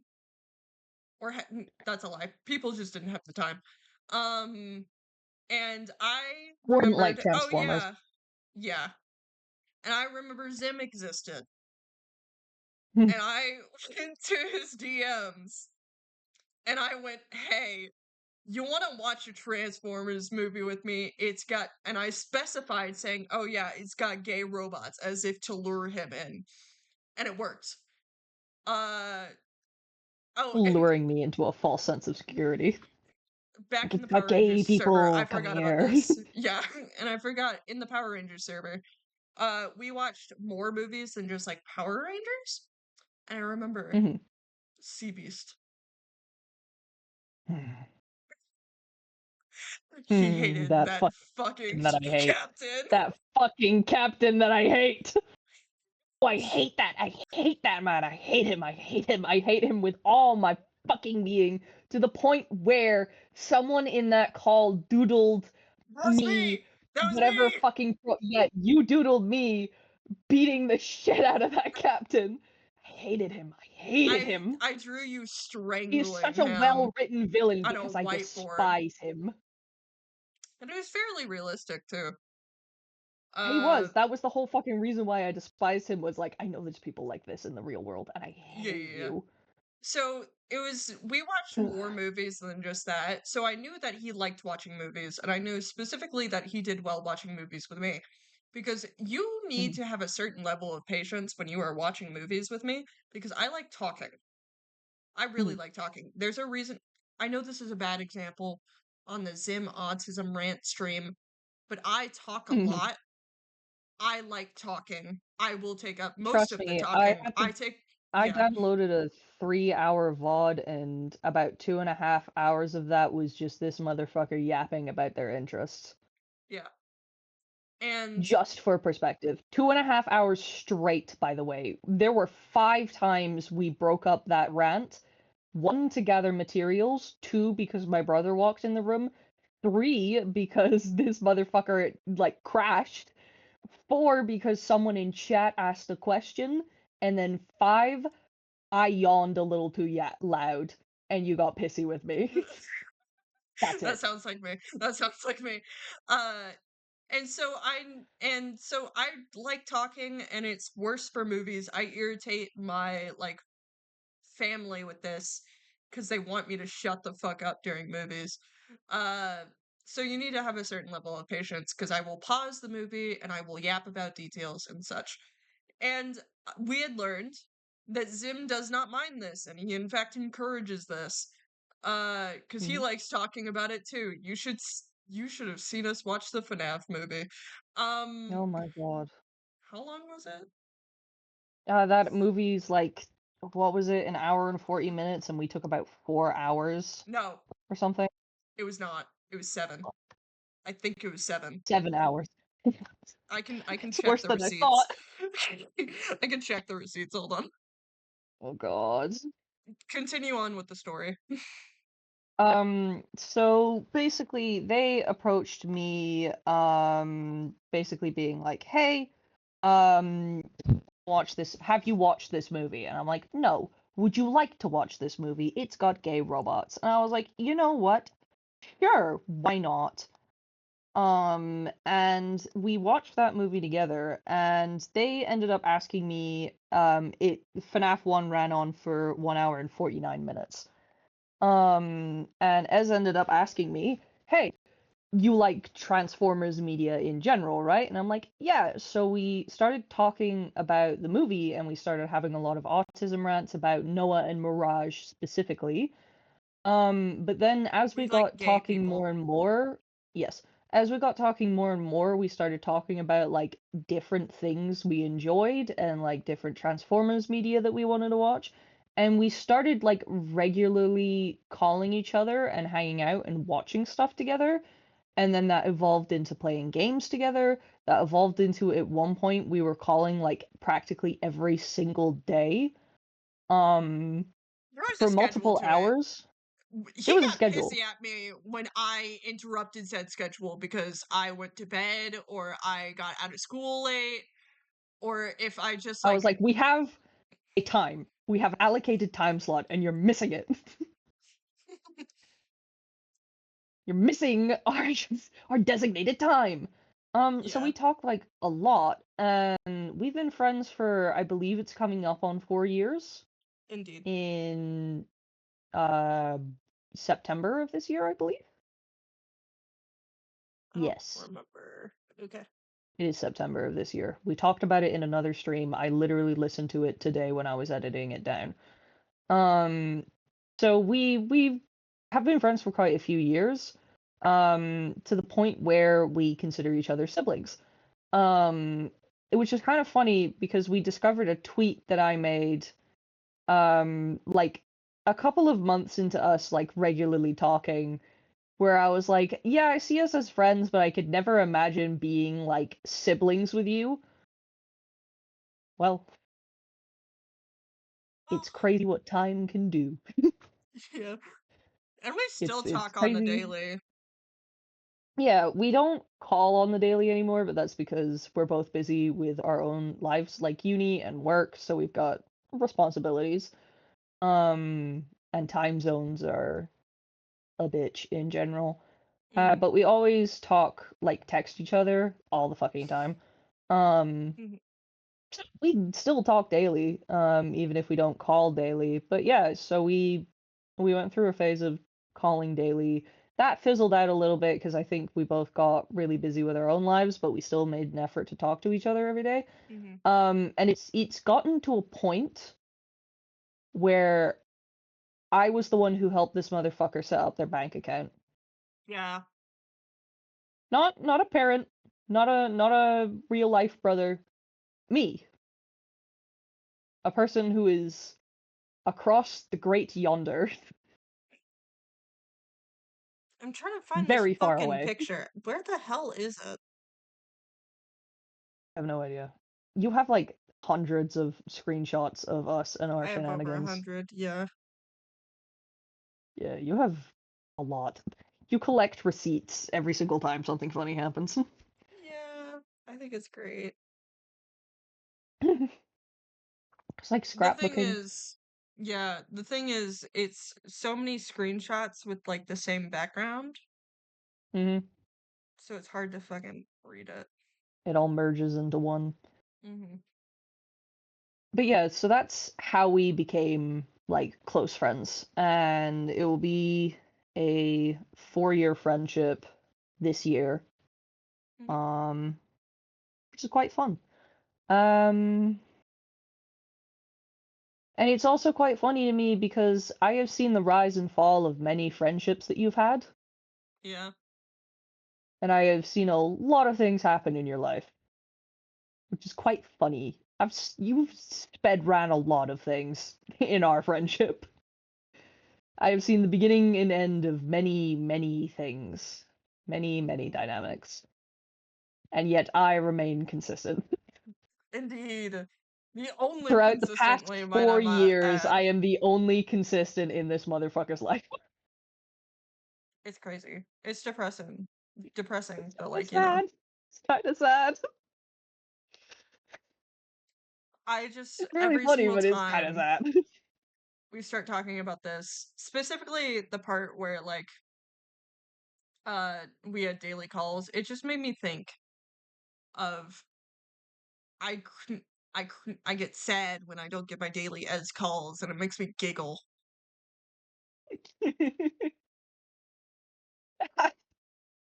You've said something similar to me. It was just like I get sad when I'm not around Zimmer. I get sad when there's no Zim time. Mm-hmm. Yeah, we were very clingy for a little while. We still are, just at a We lesser degree. we still are, but like we also realize that each other have lives and we have different ways of managing being clingy. But no, for a while, when we were younger, teenagers, we were very clingy, very clingy. Mm-hmm. It makes me laugh sometimes Oh, when I think about yeah. it. I was thinking the screenshot was like fairly recent, but it's in fact like the 4th screenshot I have in the entire album. And yeah, it took us 7 hours to watch that movie. 7 hours to watch FNAF 1 because we kept pausing it and being autistic. Mm-hmm. And we kept relating it to characters we enjoyed and all these other stuff. And we made an AU on the spot for Yeah, funsies, for the fuck of it. Because we were just like, you indeed. know what? Why not? Why not? Why not? We have It is watched joy and whimsy. many movies and many We shows have. together. We have. And we have made many AUs.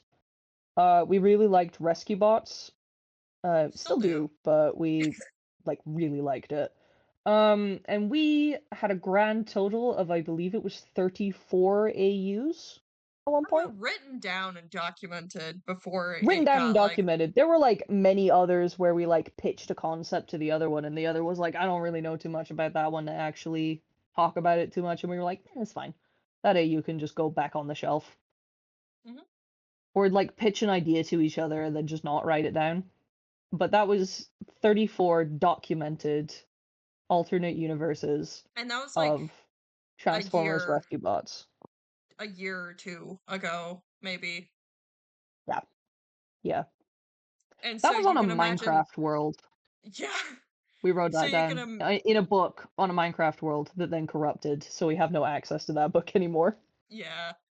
And it's really funny, The ancient texts. the ancient They've been texts. lost. So we have 32 documented but stuffed away, like, AUs. And Mm. there's only grown, Mm-hmm. and that's insane. We are unwell. And it's only like they have dwindled just a bit, but it's not out of like no love. It's out of we just keep We're running out of developing. source material. Not even just that, it's us developing other stories or dynamics more. Yeah, we're spending a lot more time actually developing stories and developing characters and dynamics rather than just Such kind of as like making an idea and then Blue pitching Step it and to each other for about Override. 20 minutes and then never talking about it again. Yeah. Blue Step and Override. That we frequently Mm-hmm. go back to Override? Yes. Override? I think it was Yes. Override. Okay, cool. Yeah, it's Override. Pretty sure. Pretty sure. Because I she had forget the like name two of my own names. OC. She Because had she had like two multiple names that we names. liked. Oh no, she had the Femme was her stage name, and Yeah. Override's like her actual name. Yeah. I Yeah, love yeah, those yeah. two. We make a lot of OCs too. Yeah, A lot of OCs. every piece of like media we have ever watched has like a corresponding OC to it. One for both of us. Do we do a lot with those OCs after we make them? Not really. Do they still exist and are they still dear to us? Yes. Yeah. Yes. We love Such all our as children equally. Zip and Andrew. Zip and Andrew, yeah. Yeah. And the unnamed one, did we come up with a name for your and Goldie and Kieran, and did we come up with a name for your Camp Cretaceous OC? I don't think so. I think we just called them Bash. Vash. Just Vash and I also remember Vash and Nine. They're silly lesbians. And then the other Vash, and I forget what we called, because the character I made like had an acronym. Yeah, I was about to say I know it's an accurate acronym. We had an acronym for them. I forget what the acronym was, but we had an acronym for them. Mm-hmm.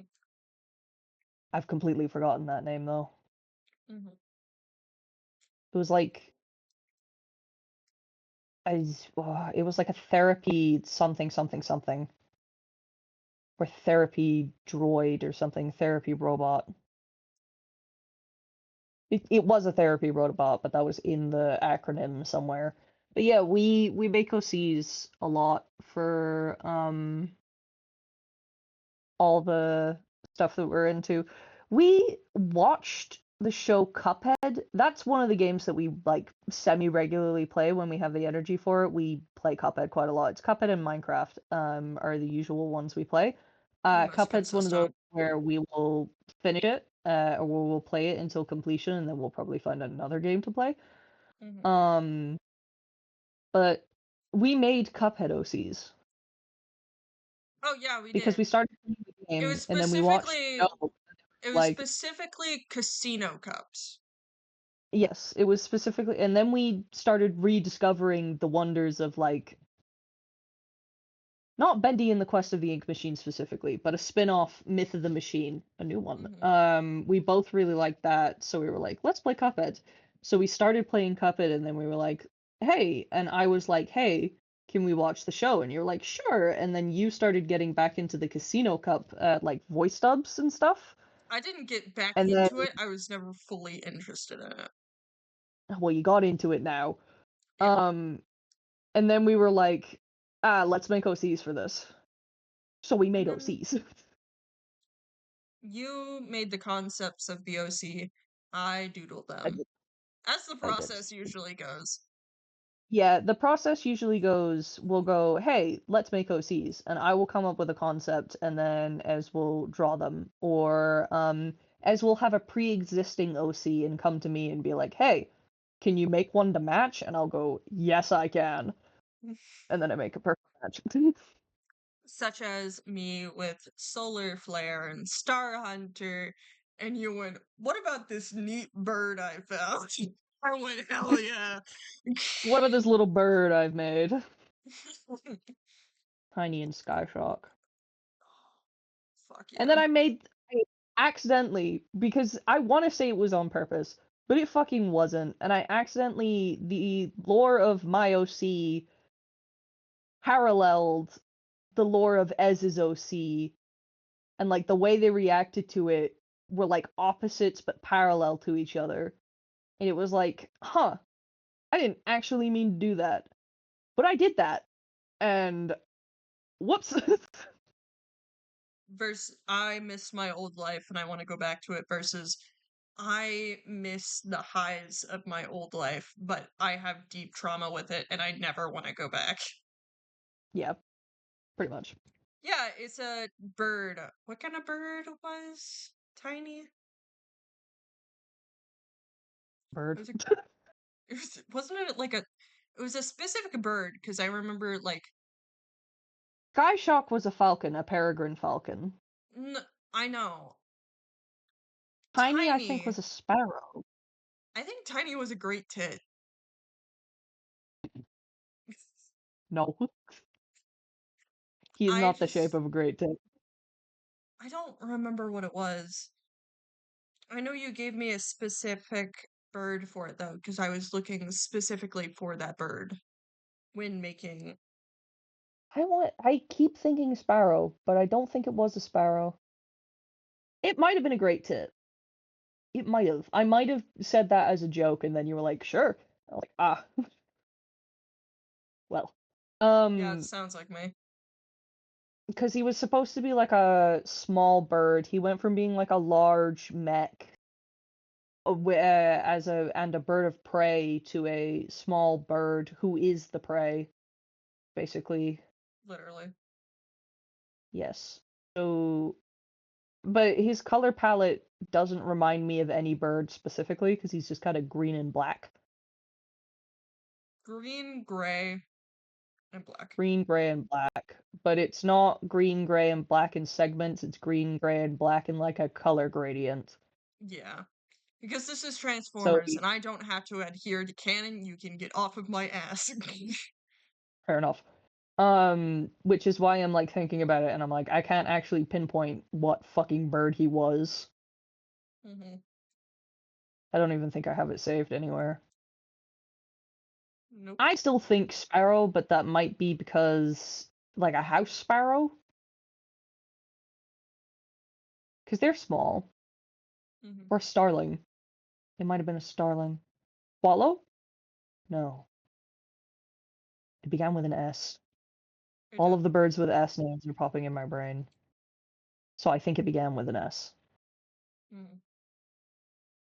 I could not tell you what bird we that begins. obsessed over Tiny and We did. Solar Flare. We did. The love freaks. them. We love them. A lot of the AUs were centered around those two and Rescue Bots, Ranger. Yeah. I never made an AU for Rescue Bots. I mean, I never made a character for Rescue Bots. That was you all never Zim, did. but I did All contribute a lot to it. I was not Yeah. left out, I promise. I made the character as a concept and we're like, this is fun. And then occasionally Ez would come to me and be like, hey, for Ranger. And then would give me another idea and I'd go like, ooh, and then I'd develop it further. Ez was really into the Rescue Bot stuff because we paired Ranger and Heatwave together, and Ez started the shipping of Knockout and Blades.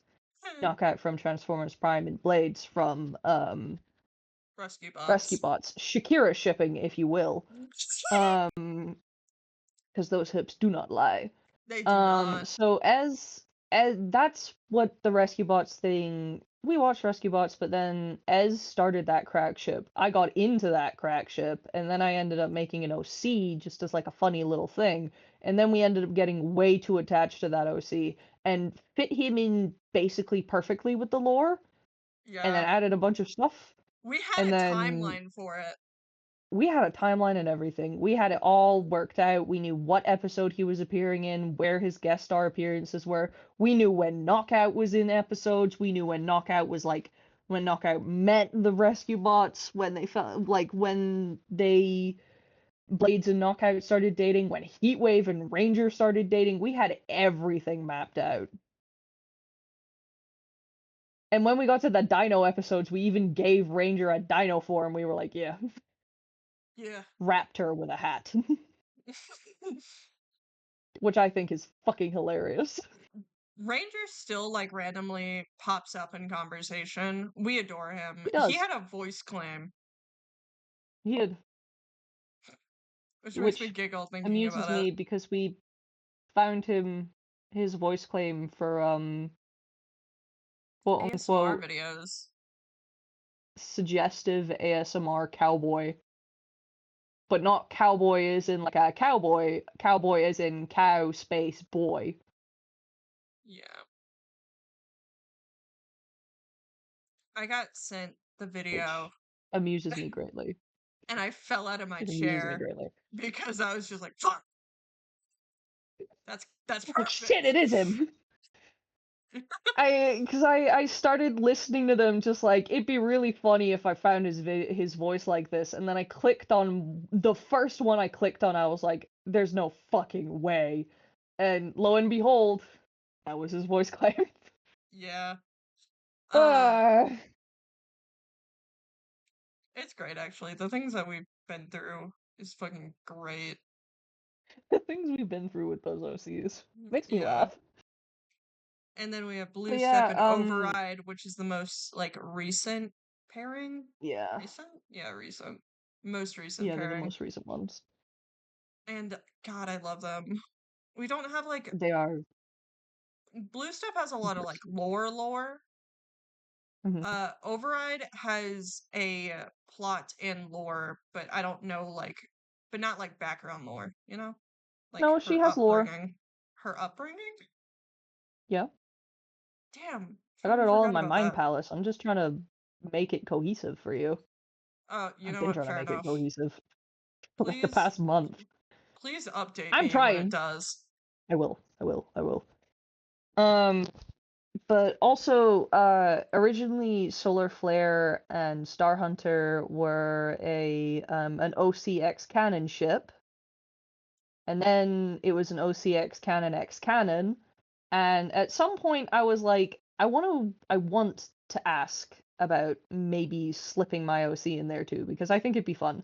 And I And then I approached you grabbed so him. nervously about it, And then and you I were like, "Yeah, grabbed sure," him. in non-canon. And then it was canon. Became canon. I love how you started that with "Yeah, sure," and non-canon, and I was like, "Yay!" And then you got a little too attached to that little bird, and you were It like, happens "Fuck it, consistently. it's canon." This also was like at the very beginning when I was like less. I don't want to say like less sure how our shit meshed together, but like more so in the early stages of I don't know how Mhm. well this is gonna fully work.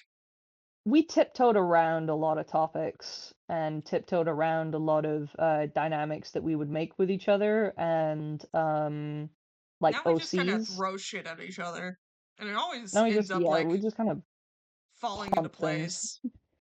Yeah. Because we were still trying to figure out the vibes, what was and wasn't okay, like what we were kind of dealing with. And then we figured out we were on the same wavelength and we were like, "Oh." And the rest is history. Indeed. Because I get like anxious about sharing my shit. I don't do that with Zim because I just know he's gonna be on my Yeah. freak length. It's gonna be great. Mhm. Great. I am on the wavelength. Yes. I live in the wavelength. I am the wavelength. Because he'll show me something I don't know about, and I can nail the dynamic pretty well Mhm. without knowing much. Because I'm just like, I know you. I know you. I know you, you freak. Um, but yeah, there we do have our own little fandoms that we have separate from each other though, because I am into Transformers, but I'm not into Transformers like Ez is. I'm like on the outskirts of the fandom, while Ez Yeah. is So like a far good closer to the center. majority. Yeah, Zim knows most of his Transformers knowledge from me personally. Mhm. And then I know like everything I know about Undertale from Zim. I know shit Yes, about that is. Delta. I know shit about Deltarune. Undertale, absolutely nothing. Yeah, Undertale is my bread and butter. That is like Transformers, I am on the outskirts of. I have my own knowledge that I have acquired and my own autism. But I don't know as much as Ez, and I'm not as active in the fandom as Ez is. But Undertale, Ez has no fucking clue. None. The only information that they know about Undertale is the shit I ramble about incessantly because I love Papyrus, man. He's great, and he's my favorite character. I adore him, and that means that I am very autistic about Undertale. Again, that's a fixation that was like it crept up like a year after Undertale came out. I figured out that Undertale was a thing, and I got really into it, like obsessively into it, and then it disappeared off my radar for years. And then a couple years ago, it came back full swing and punched me in the fucking teeth. Mm-hmm. And I have never been the same since. As you can tell from my skeleton puppet persona. Yeah, if you guys can tell, if I can tell you guys anything about like one of our dynamics, on every platform we share together, we are matching PFPs. Yeah. We match on Discord, we match on Twitter. Uh, I we're not matching on Instagram, but I feel like that might change. It might, but I don't know if you want to change your profile, and I'll be I would honest, love I'm to. quite happy being a meme. That I'd love hamster, to. man. We can. I can make a meme template for us, so you can keep your Go for shit it. with your fucking fuck. Hold on. So you can get your like theming the same. It's not even just the theming, it's just my Instagram profile is just it's a picture of a hamster that say this Like nicely. where the eyes look like boba balls. Holding the hamster and the eyes are like bulging. Because hamsters do that sometimes and it's fucking weird. But it is the perfect image of existential dread I have ever seen in my life. So I made that my profile. My profile on Instagram for a very long time was Snotlout Screaming. And then I That's changed it. perfect, honestly. That fits you. Yeah, because the thing was though, I was matching with a friend that I had when I was in academy, so when I was like 15 years old. And I was matching with them because they had it was from the second movie, when Snotlight basically gets blown up by the twins. So their profile was the dragon head, while mine was Snotlight screaming. But then of course I am no longer in that friend group, and then I was like, I don't really want to have a matching profile with this person anymore, and I don't really want any of these people following me, so I just kind of changed it. And then I changed it to Yep. the hamster. Hamster. Hamster is a very squishy hamster. The hamster's seen some things, man. I've seen some things, man. But yeah, so I recently re-downloaded Instagram, which is why we're like, yeah, we aren't matching on there, but we might be in the future. Subject to change. That might change. It might. Might indeed. Because there's a So theme we on also matched briefly on Hyperbeam. we can change that back because I don't talk to I know their names. The triplets much anymore. Because like interests are changing. They're really into Ninjago right now. I'm keeping my mouth shut. You know what? I'm good. I know I I don't seemed think I like should I make fun was of. into Ninjago, but it's not one of those Oh that like God, no. captured my No, no, no, no, interests. no. I was gonna make fun of you for forgetting the fact that you were a triplet, but like No, I forgot their names. Cause I was like, fuck, you what's their forgot your name? triplets' names. It's been a while since I've talked to them, you cannot blame me. It's been like a few months since I've been in a call with them. Months. You forget their Months. names after months, I forget your face after a week, dude. brother. I make fun of your memory. I didn't think it was that bad. I don't pertain knowledge if it's not currently useful to me. Toddler. I'll You remember like it you never learned randomly. object permanence. No, I didn't. I'll You never remember learned if it's like object permanence useful as a baby. later, but I was not expecting to talk about them, so it was on the back burner.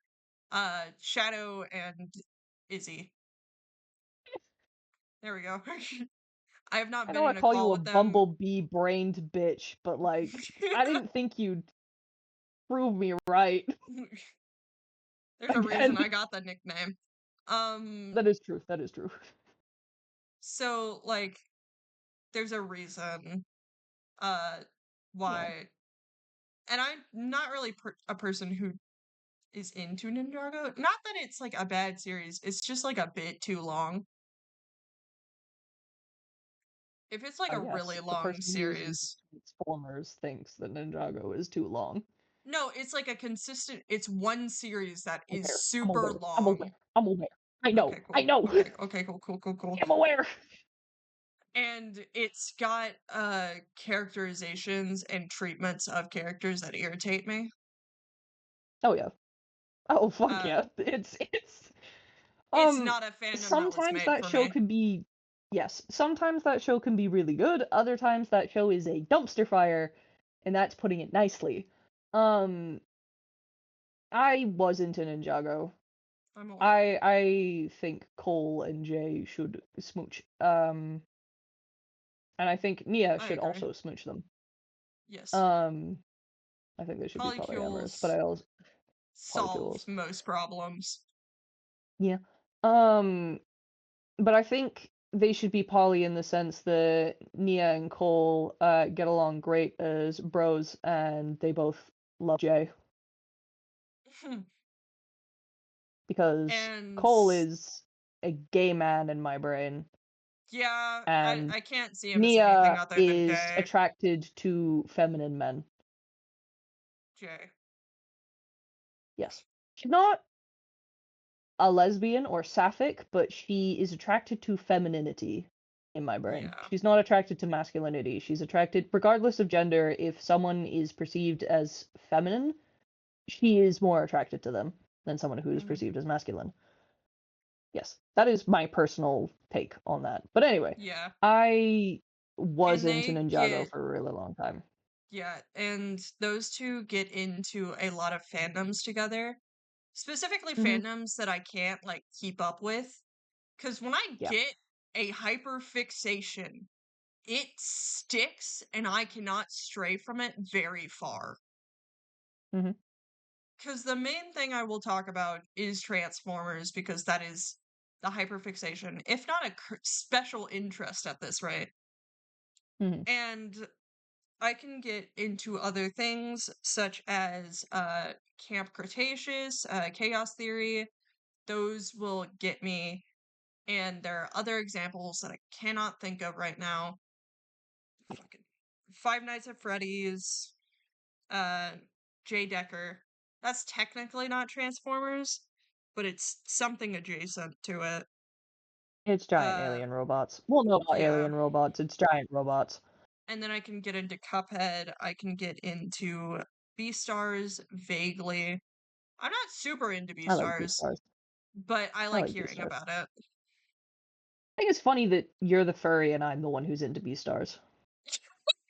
Yeah. So that amuses me because I'm not a furry, but I am into Beastars. Yeah.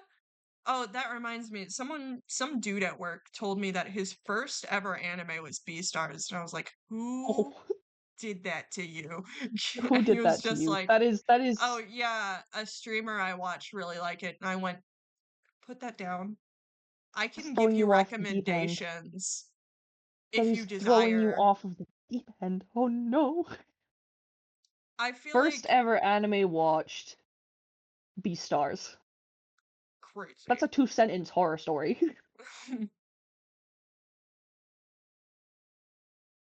Also It's not fairy even tale. also Fairy Tail. Fairy Tail is like iffy. Like it, but it's also because of nostalgia, I think. Yeah, it's like not a good first anime for anybody I unless you're wasn't in talking like about an a good first anime, I was talking no, about I your know. interests.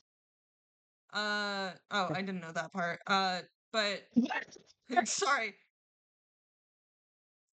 We were talking about first Sir. animes, so I know, you let me finish going my Fairy sentence! Tail. I heard you the second time, but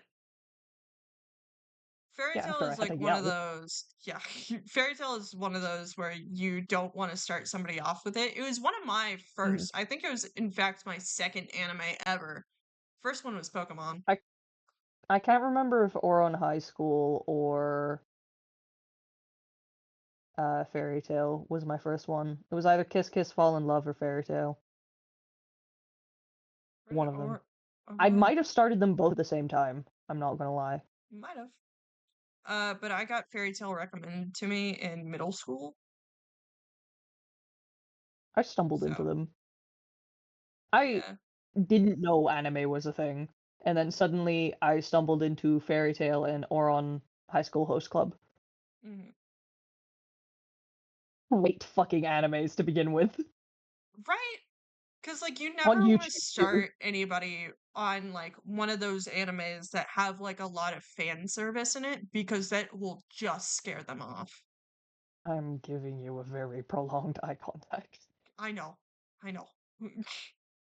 Fairy Tail is I am one of both those. of them my first fucking animes. Oh yeah. So I told the dude, "Oh yeah, you might want to watch Gachiakata Oh or yeah. Delicious in Dungeon." Those are good ones to start with. Those are good like Yeah, modern ones to start with. they're modern and they have like good messaging Yeah. and they're fun and they don't have a lot of fan service. Gachiakata hmm barely has any fan service. And hmm if there is fan service, it's of adult characters. hmm Yeah. That That's a big thing. that's usually a good sign. And then you only get some fan service in Delicious in Dungeon, and it's just of Senshi. Yeah. And it's a panty shot of him. And it's funny. Yeah. That's the most fan Yeah. service you get. Like, The when, most that fan service you get is of a hairy dwarven man, and like, uh, and it's a panty shot of a hairy dwarven man. yeah. And it's just like one of those where it's just like, yeah.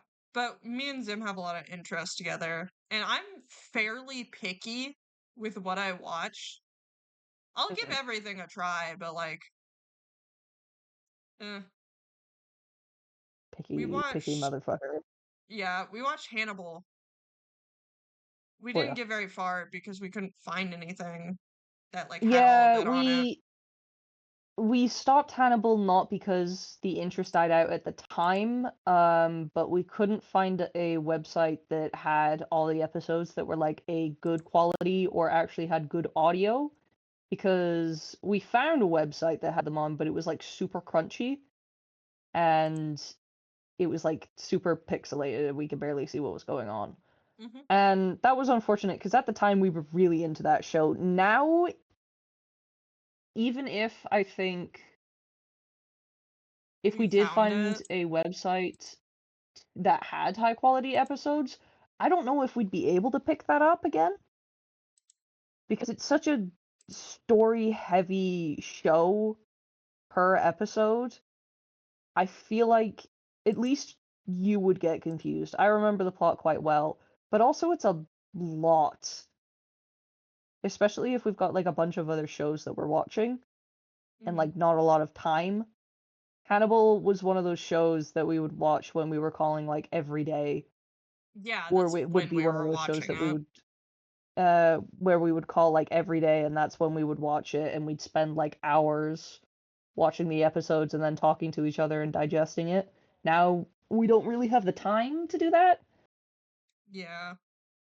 And I don't do well with live action shows. Faces get hmm muddy. I can't tell people apart unless they're like very like got those like silhouettes and then like different hairstyles. In hmm Hannibal, like people looked fairly similar to me. There was one bit on Really? Twitter. Yeah. There was Hmm. one bit on Twitter where you were trying to explain like one of the characters to me and I kept on guessing the features wrong. And he Oh yeah, I do appeared remember that. just yeah. And it's just a bunch of white men hmm and those things are hard to tell apart. Cuz they all got Those brown things. hair and like similar face structures and they wear the same fucking outfit. And I'm sitting They there really like I don't. that's what I whatever. But it was just very confusing. I think it's just because you don't want to pay attention to the white men. That might be it. I think your brain pays the minimal amount of attention to the white man. Like the dude who worked in like the body the Autopsy. morgue. Yeah, autopsy. I couldn't remember his name. Every single time he came on screen, I didn't know who he was until I realized what he was saying, and I was just like, "Oh, I know who you are." There were two of them that worked in the autopsy room. I know. I was just talking about the dude. I recognized the one. No, there were two men that worked in the autopsy room. Oh, I'm thinking of the lady, the detective lady. Yeah, Sorry. you're thinking of the detective lady. I remembered the There women. were two men I that remembered worked in the women in that show. You The men remembered the I could woman. care less about. You remembered the woman. That's And you because remember Hannibal.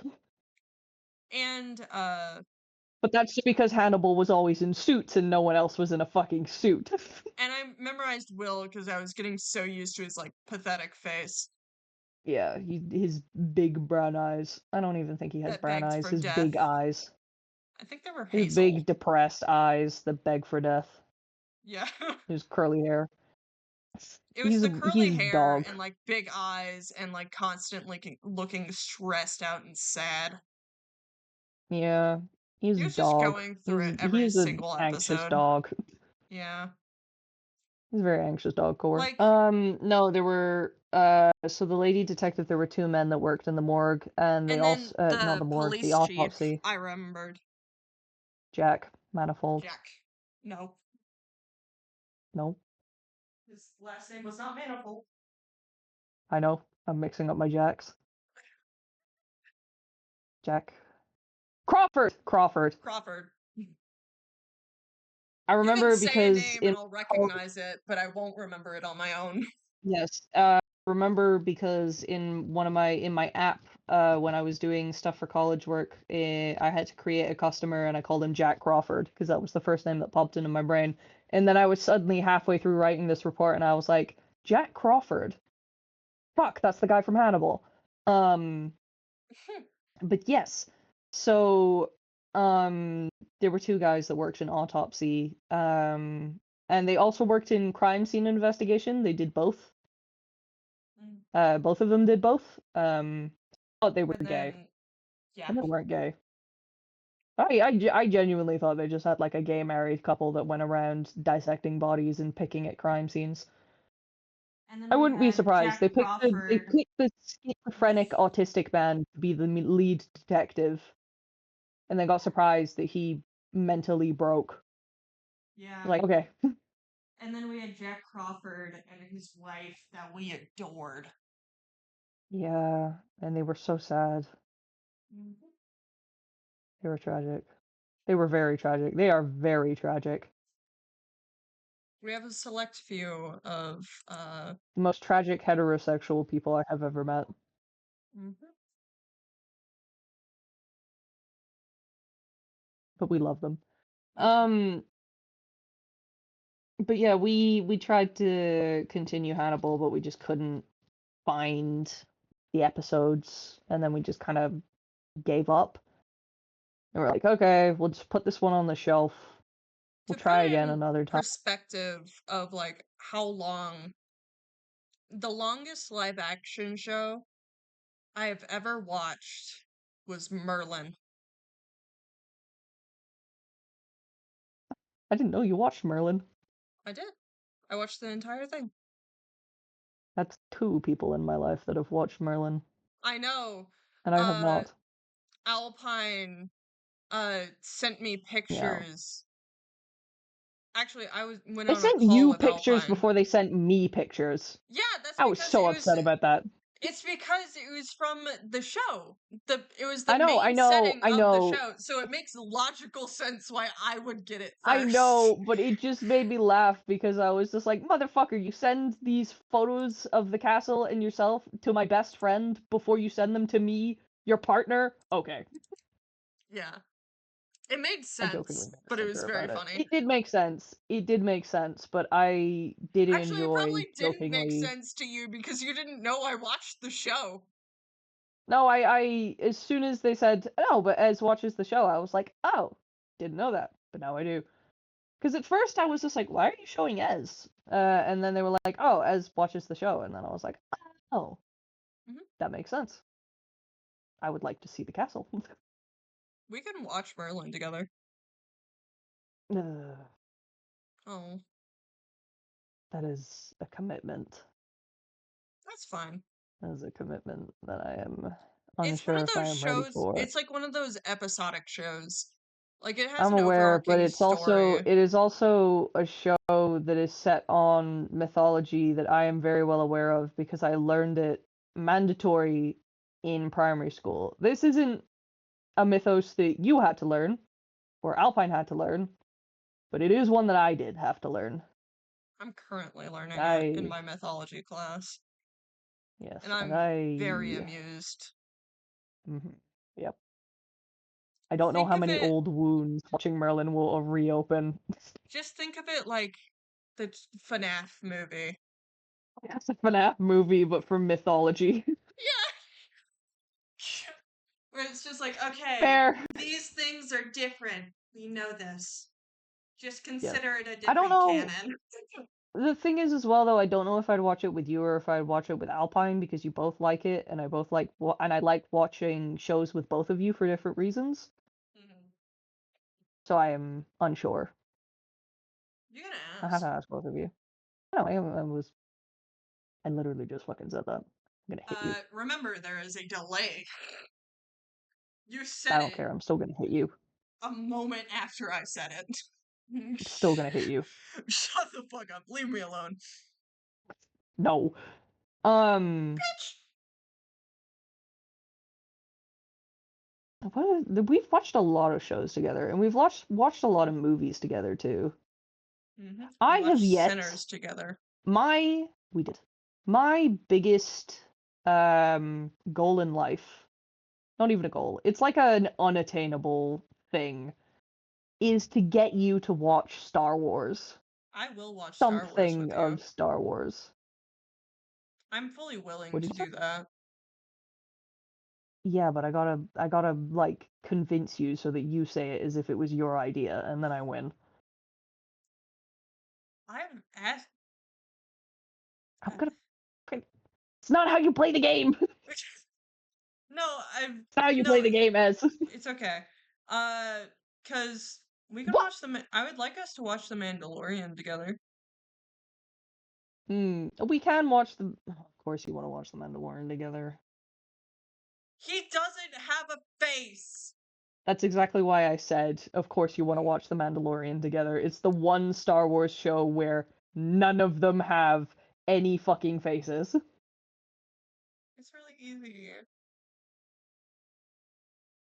It's so easy. Of course, the one live action show you want to watch is the one where they're all wearing helmets.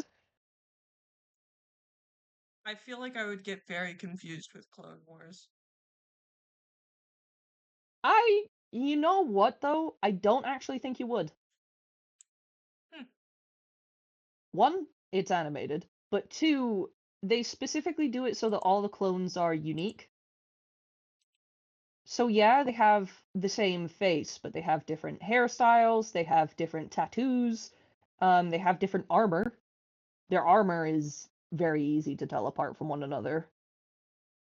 So I don't think you would actually get that confused. I think you would maybe get confused in the beginning or confuse background clones, but you also don't need to know the name of the background clones. You just need to remember who the main clones are. And they're easy to remember because they are specifically designed to be memorable, despite the fact they have the same face. Also, a lot of the time they don't even take their helmets off. They're just still in their helmets, so. Okay. I'm fully willing letting to do you know. this. I was just letting you know that I know. maybe you would. I'm appreciative. I've added it to my considerations. I also think you actually might be able to keep up with Rebels a lot easier too. because all of the designs for the characters of Rebels are all very different from one another. Mm-hmm. None of them look similar. Mm-hmm. All of them have very unique features.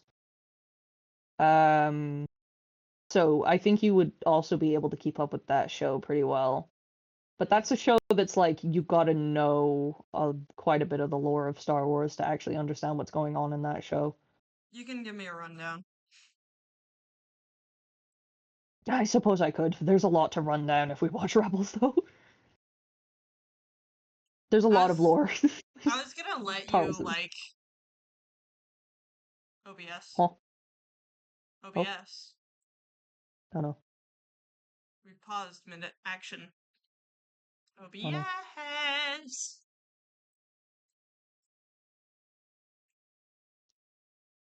Oh, we return. Oh dear. Ah, we return.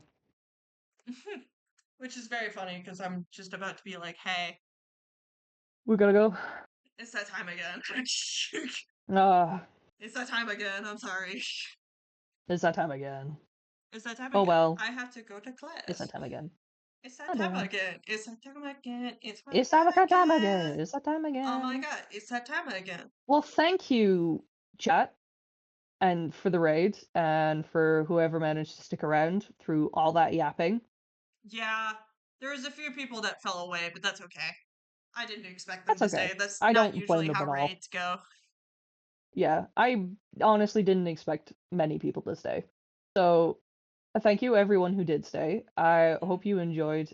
We do stream every Tuesday and Thursday, or we try to Occasionally around about the Sundays. same time. Occasionally Sundays, very occasionally. If we've missed a Tuesday or a Thursday, it's more likely we'll do a Sunday. Mm-hmm. Anyways, But yeah. bye everybody. Bye. Bye.